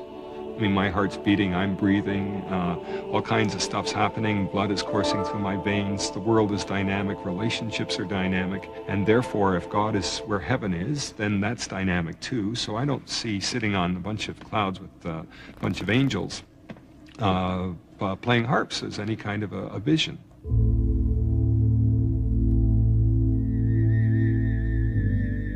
Buddha said that the deliverance from suffering is the only salvation. Man must escape the enslavement of earthly desires. He must divest himself of all illusion of individuality and become one with the universe. Then, and only then, can he enter into the simultaneous extinction and ultimate bliss that is nirvana. To reach heaven is to enter into Buddhahood, to become God. Nothing remains in nirvana except goodness and purity. There was this anthropologist who was doing research on death and dying among elderly people. So he went to South Korea and visited this old age home where the occupants were primarily Buddhists. And to his great surprise, and these people facing death and dying, they were not so much afraid of death and dying. And the anxiety level was very low. And then the reason he found was they don't have the same concept of death, as people who believe in single life system have. This is not the end. This is not the extinction. It's merely like you go through winter-like a period, you see. So it's uncomfortable, but there's a reassurance, and then you'll come to spring. It's like when the winter comes, spring would not be far behind, you see. So there's hope, and they'll have another opportunity. Islam is a faith of judgment. The Quran asserts, "And we will set up a just balance, so no soul shall be dealt with unjustly. And although there be the weight of a mustard seed, we will bring it forth and take account. And if the deceased has been a true believer, Allah will reward them for their steadfastness with a garden and a raiment of silk. Reclining therein upon couches, they will find there is neither excessive heat nor cold. Its clustered fruits will be brought within easy reach, and there will wait upon them youths who will not age." According to the Quran, heaven is what you would like it to be. It is the ideal utopia. So you'll have huris, you will have spouses, you will have fruits, you will have everything that your heart could desire.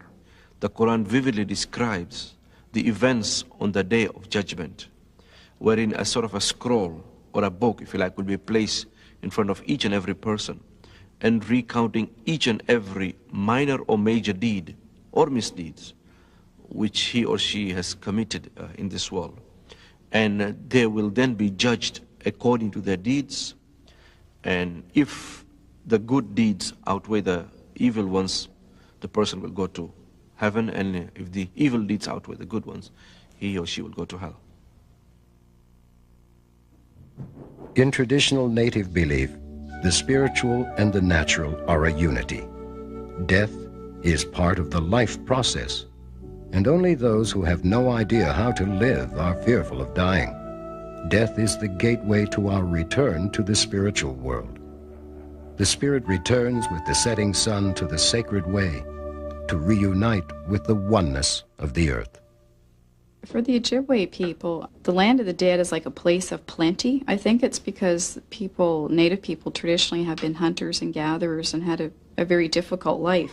So in the afterlife, there's plenty of game to hunt. There's plenty of food. In Ojibwe traditions and myths, there's a lot of mention of lots of berries, blueberries, strawberries, raspberries. So there's an abundance of food, but always in the land of the dead, that's where you will find your ancestors and your friends who have passed on. Betty Eadie is the author of a worldwide bestseller entitled Embraced by the Light. During surgery at the age of 31, She literally died and went to heaven. Today, Betty travels widely and lectures about what happened to her. I saw this pinpoint of light, and this pinpoint of light attracted me. So I turned and I began to travel very quickly, and the light became broader and bigger. The love that was coming from that light began to surround me. And as I came to that intense light, I was taken to a garden. And I say garden because it was so manicured. And there was a tremendous waterfall. It was beautiful.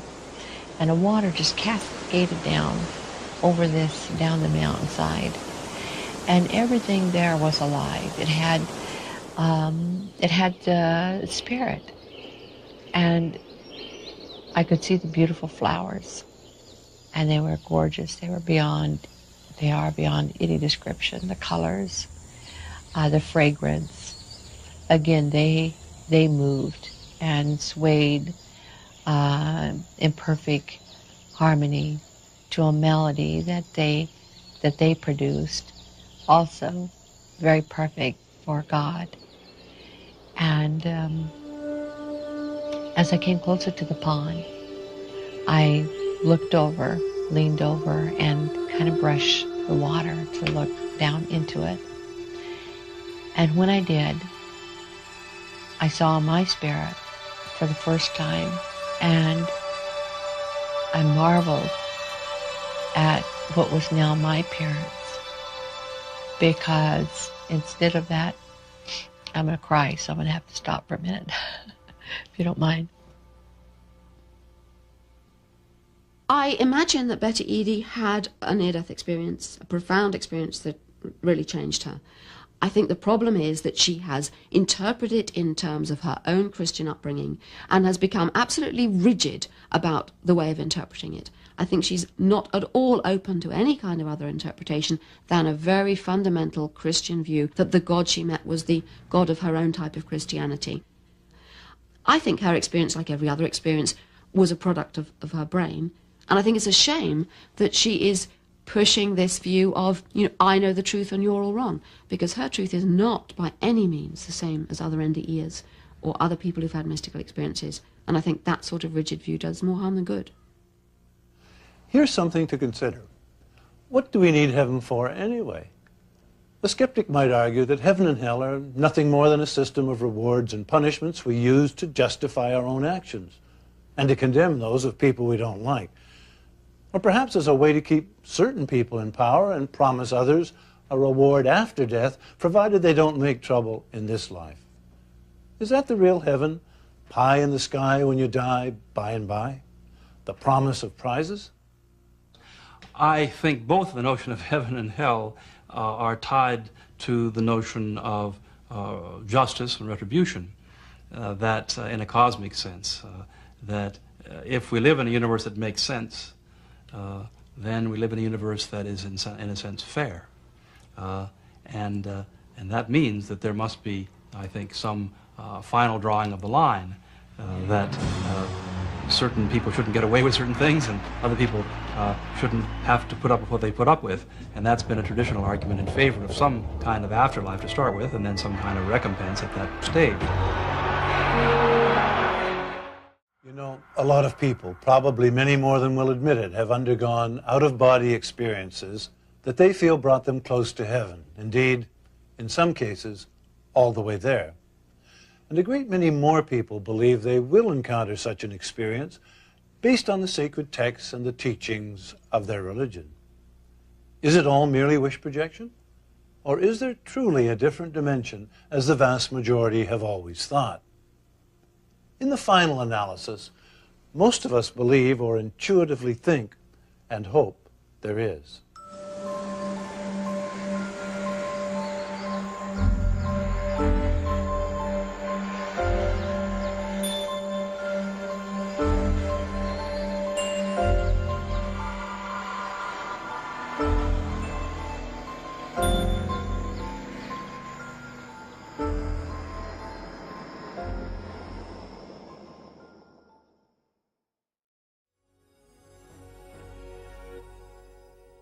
first image that came to my mind was my hands holding onto a cold railing.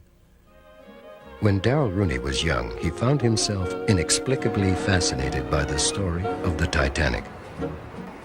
Years later, during a hypnotic regression with Betty Binder, he remembered a past life that ended aboard the ill-fated liner and spontaneously recalled some of the names of other crew members, which he was later able to verify against old crew lists.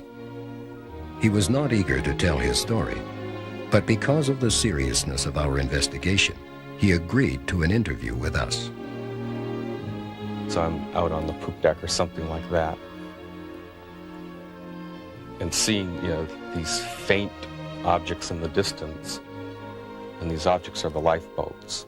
And I can see that the davits are empty, the lifeboats are out there, and then I'm staring my fate in the face. The lifeboats are gone, I'm going to go down with the ship. It's a memory that has terror attached to it. So, it's even disturbing to talk about it a little bit right now. The thing that really sticks out to me is the sound of timber cracking, creaking and cracking the way it's not supposed to. This heavy, heavy, twisting sound. And emotional confusion everywhere. Things turning upside down and hitting water, getting caught up in ropes. So this is obviously when the ship broke up and sank. And sense of the hull of the ship there, with portholes, and then getting pulled down into the darkness of this freezing cold water. And I remember all of the emotion that was attached to that this was a really terrifying moment to be experiencing. And the thing that made it really profound was, it just was going, and then all of a sudden, all of the emotion just vanished. And I was asked what happened that caused me to become calm. And what I said was that I separated from my body. And that's how I experienced it. Darrell came to me because he was afraid of the middle of the ocean. He was not afraid of seashores. I asked him what was scary for him, and he said, drowning in the middle of the ocean and being eaten by sharks. And he thought I would find that kind of strange, but I didn't. He was feeling very comfortable that I was accepting of whatever his beliefs and experiences were. I don't go around telling people that I had a past life on the Titanic. And, for obvious reasons, because people don't always take kindly to it. But the reason that I'm willing to talk about it is not so much about that experience as what the whole thing's about. The Darrell Rooney that I met in about 1981 had some bleed through from past life memories, and in some ways was very different. The personality who was on the Titanic was very nose to the grindstone. He worked in a boiler room, and he went to work, and on his off time, he would go up one deck to the bar, and he'd hang out with his buddies, and he never had any life beyond his work. And he never went topside until the ship was sinking. And he came to do regression, not related to his work, but related to a phobia that didn't seem to make sense. Stories like Darrell Rooney's convinced Tom Harper, theologian, journalist, and best-selling author of Life After Death, that the whole concept of reincarnation needed special consideration. When I came to this point of my research, I knew that reincarnation, the idea that we keep coming back until we get it right, so to speak, was believed in by some early Christians. I was also aware, of course, that nearly 2/3 of humanity have always believed in it in one form or another over many thousands of years. It was important for me, therefore, to look at it as objectively as possible. I think we keep coming back because we have to learn new lessons, and whatever we're going through now, we're back in school for something. Suffering 103 or whatever. because there are too many people on earth to die and go to heaven, because heaven would be awfully crowded. You know? And so that's why I think that you know, people are reincarnated. Mon âme sortira de mon enveloppe charnelle, puisqu'elle ne pourra plus y rester. Et elle repartira dans les ténèbres et elle attendra qu'un autre corps soit libre et souhaite l'accueillir pour continuer à développer d'autres vies sur Terre. Sinon, elle continuera ses activités, mais en dehors du corps humain. The soul is sort of like energy, and what Einstein says about energy neither being created nor destroyed, but only transferred to another form, is basically what I believe about in spirituality, that the soul also is never destroyed, but merely goes on to another body. Apparently, one of them was I was a street urchin, and I've been a male in past lives. I can see that, and I have a fair bit of androgyny, and I identify on a fairly male plane, right? I may pose something that will be very disquieting to people or to those faiths and people who think that there's only one life. But the reincarnation is the only rational answer that so far we can find for the inequities and disparities in life. Why has one born blind? Why some people are born handicapped? Mozart was born a genius at age 4. He wrote his first great musical piece. What accounts for that? If there is a God and this God believes in justice and he created all of us, why should he create one better than me? Why should someone suffer more than I do? Why should someone enjoy the bliss of life while others are suffering? And our answer is a reincarnation. My first recollection of a past life experience was with a trained facilitator where I did several sessions with her, and then after feeling comfortable with the concept of how memories can come up, I began to have my own spontaneous past life memories. The most significant one for me was a lifetime in Europe.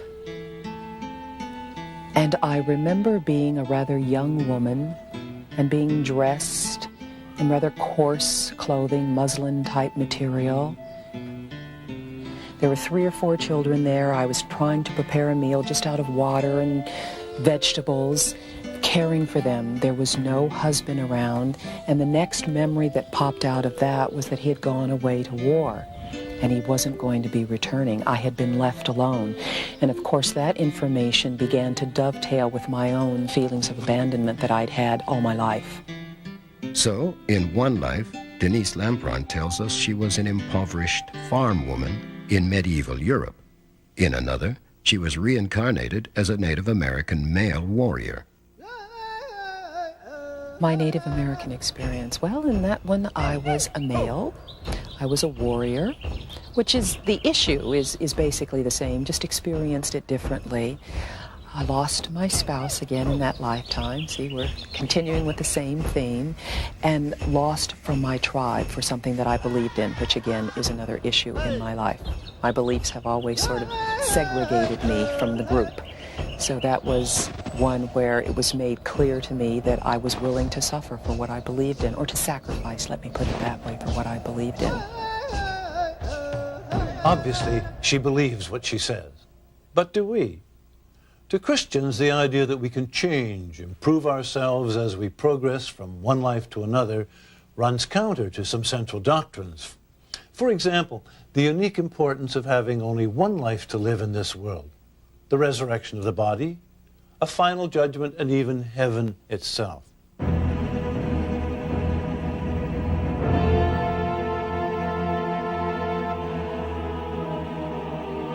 Whether famous, obscure, rich, poor, Oriental, Indian, black, white, a surprising number of people all over the world claim to have had previous life experiences. General George Patton spoke openly about his past lives.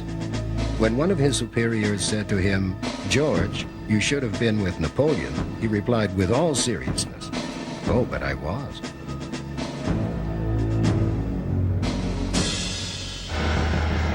But how can people be sure that they are experiencing a past life? How does the process actually occur? Today, it is often with the assistance of a facilitator. Betty Bender is the president of the Association for Past Life Research and Therapies. Well, what I'm finding is that there's an increasing interest in past life regression, in remembering our past lives, and in the application of this modality to improving the present and improving our, what we might call psychic experiences or our meditational abilities. I feel in part it's because people are looking for alternative healing modalities. In part it's because people are starting to remember their past lives or snippets of them and they want to make sense of it. And in part there's just a tremendous curiosity about it. Dr. Stanislav Grof's research into the mind and consciousness began in Czechoslovakia before he arrived at the Maryland Psychiatric Research Center in the late 60s. Today, he practices in California. Anybody who is doing work with non-ordinary states with an open mind will see powerful past life experiences. It's simply one type of experiences that occur, that belong to the spectrum of non-ordinary states. So you will see people experiencing episodes from other centuries, from other countries and so on, with a sense of personal remembering, not just having that experience, but having a sense, I was once that person. This is not the first time it's happening to me. The people find powerful connections to their present life, and it has this sort of healing impact when they complete that kind of experience. Now, these are simply facts of observation. Now, the interpretation of these observations in terms of survival of the same unit of consciousness is just one of the possible theories. It's a very good one. It's certainly much better than what we have in traditional psychiatry, where the whole thing is just discarded as nonsense. I think the whole idea of reincarnation is incoherent. On the surface, it's a sort of attractive idea, and it deals with the problem of suffering. You know, why should I have such a terrible life? Well, because I did something bad in a past life. Why should I be frightened of heights? Because something happened to me in the past life, and so on. But really, if you think what it could possibly mean, what could be reincarnated? For reincarnation, personal reincarnation, to make any kind of sense, there has to be a soul or a spirit or a me or something or other with memories. The whole idea wouldn't make much sense if we don't bring our memories from one life to the next. And clearly, on the whole, we don't. So I have enormous troubles with the whole idea of reincarnation in its more trivial sense, personal reincarnation. So when I read evidence for young children in India apparently remembering past lives, I have no idea what's going on. Much of it, if it's true, could be interpreted as telepathy, clairvoyance, other things if you believe in those. But in any case, I am not convinced by the evidence we have yet from hypnotic regression to past lives. None of those have really convinced me that they show the continuity of something from life to life. But other researchers would answer Dr. Blackmore by pointing out that there is evidence for reincarnation. Dr. Joel Witten, a psychiatrist and professor at the University of Toronto and the author of Life Between Life, is one of those who tackles the question head-on. What is the evidence for the case for reincarnation? Ian Stevenson and other very careful researchers have methodically documented people's memory and gone out and verified the accuracy of recall. For example, a child may report being such and such a person in such a certain town. They did this, they lived at this address, they were married to this person, and Ian or his researchers will interview the child to get the description, and then go to this place. And Ian Stevenson has well over 2,000 such cases. The bottom line was no one could find fault with his research, with the investigations. And the conclusion was you either accept the hypothesis, the notion of reincarnation, or you're forced to accept the hypothesis of super telepathy. Each of them are, to the Western mind, equally implausible, incomprehensible. And yet, that's what the data says. It's an endless journey, and we living beings are travelers. This is known in Buddhism as samsara, or wheel of life. That means cycle of continued existences or succession of rebirth that an enlightened being goes through different forms of existences. In Buddhism, we view living and dying in successive waves as divided into three divisions: present life and future life and intermediate stage, or bardo, that takes place between the present life and the future life. In other words, it is important to understand that in Buddhism, life and death is not one's only event. The wheel of life. That raises a great many interesting questions. Do we, for example, retain any of the characteristics of our previous existence in a new one? Can we in some way choose our next incarnation? And perhaps the most interesting of all to me, if we've had past lives, why don't we remember them? There are several responses to that. One is perhaps we haven't had any past lives. This might be our first incarnation. That is a possibility. I have another case where a person hasn't incarnated for so long that they can't, there's nothing they can relate to, sort of like a caveman existence. But children, by and large, do remember. It's been my experience and the experience of many people who are familiar with the idea of reincarnation. If you take a child who's 3 or 4 that has sufficient language to understand what you mean, many children can simply tell you, oh, my name was Ethel, and I worked on a farm, and I was married to Sam, and I think I had 4 kids. And I think I remember dying when I was 82 or something.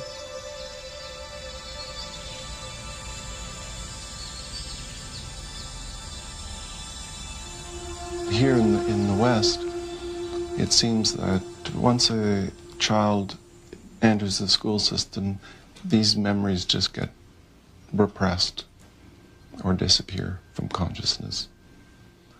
And then later, as an adult, 20, 30, whatever, we have to struggle to try and remember. We're more than just what's inside of our bodies. I certainly feel like I'm more than just who I am right now.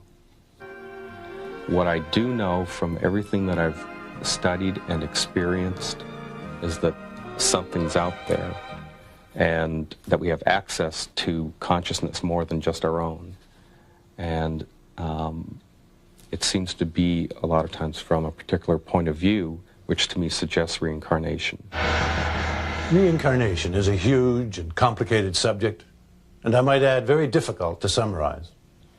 To be honest, I personally find the evidence intriguing, but I remain as yet unconvinced. Nevertheless, I find that Dale Kernahan's questions underline the essence of what so many find appealing about reincarnation. Why are some born with great physical limitations? Why do some suffer more than others? How do we resolve the great inequities between people? Reincarnation is certainly one answer.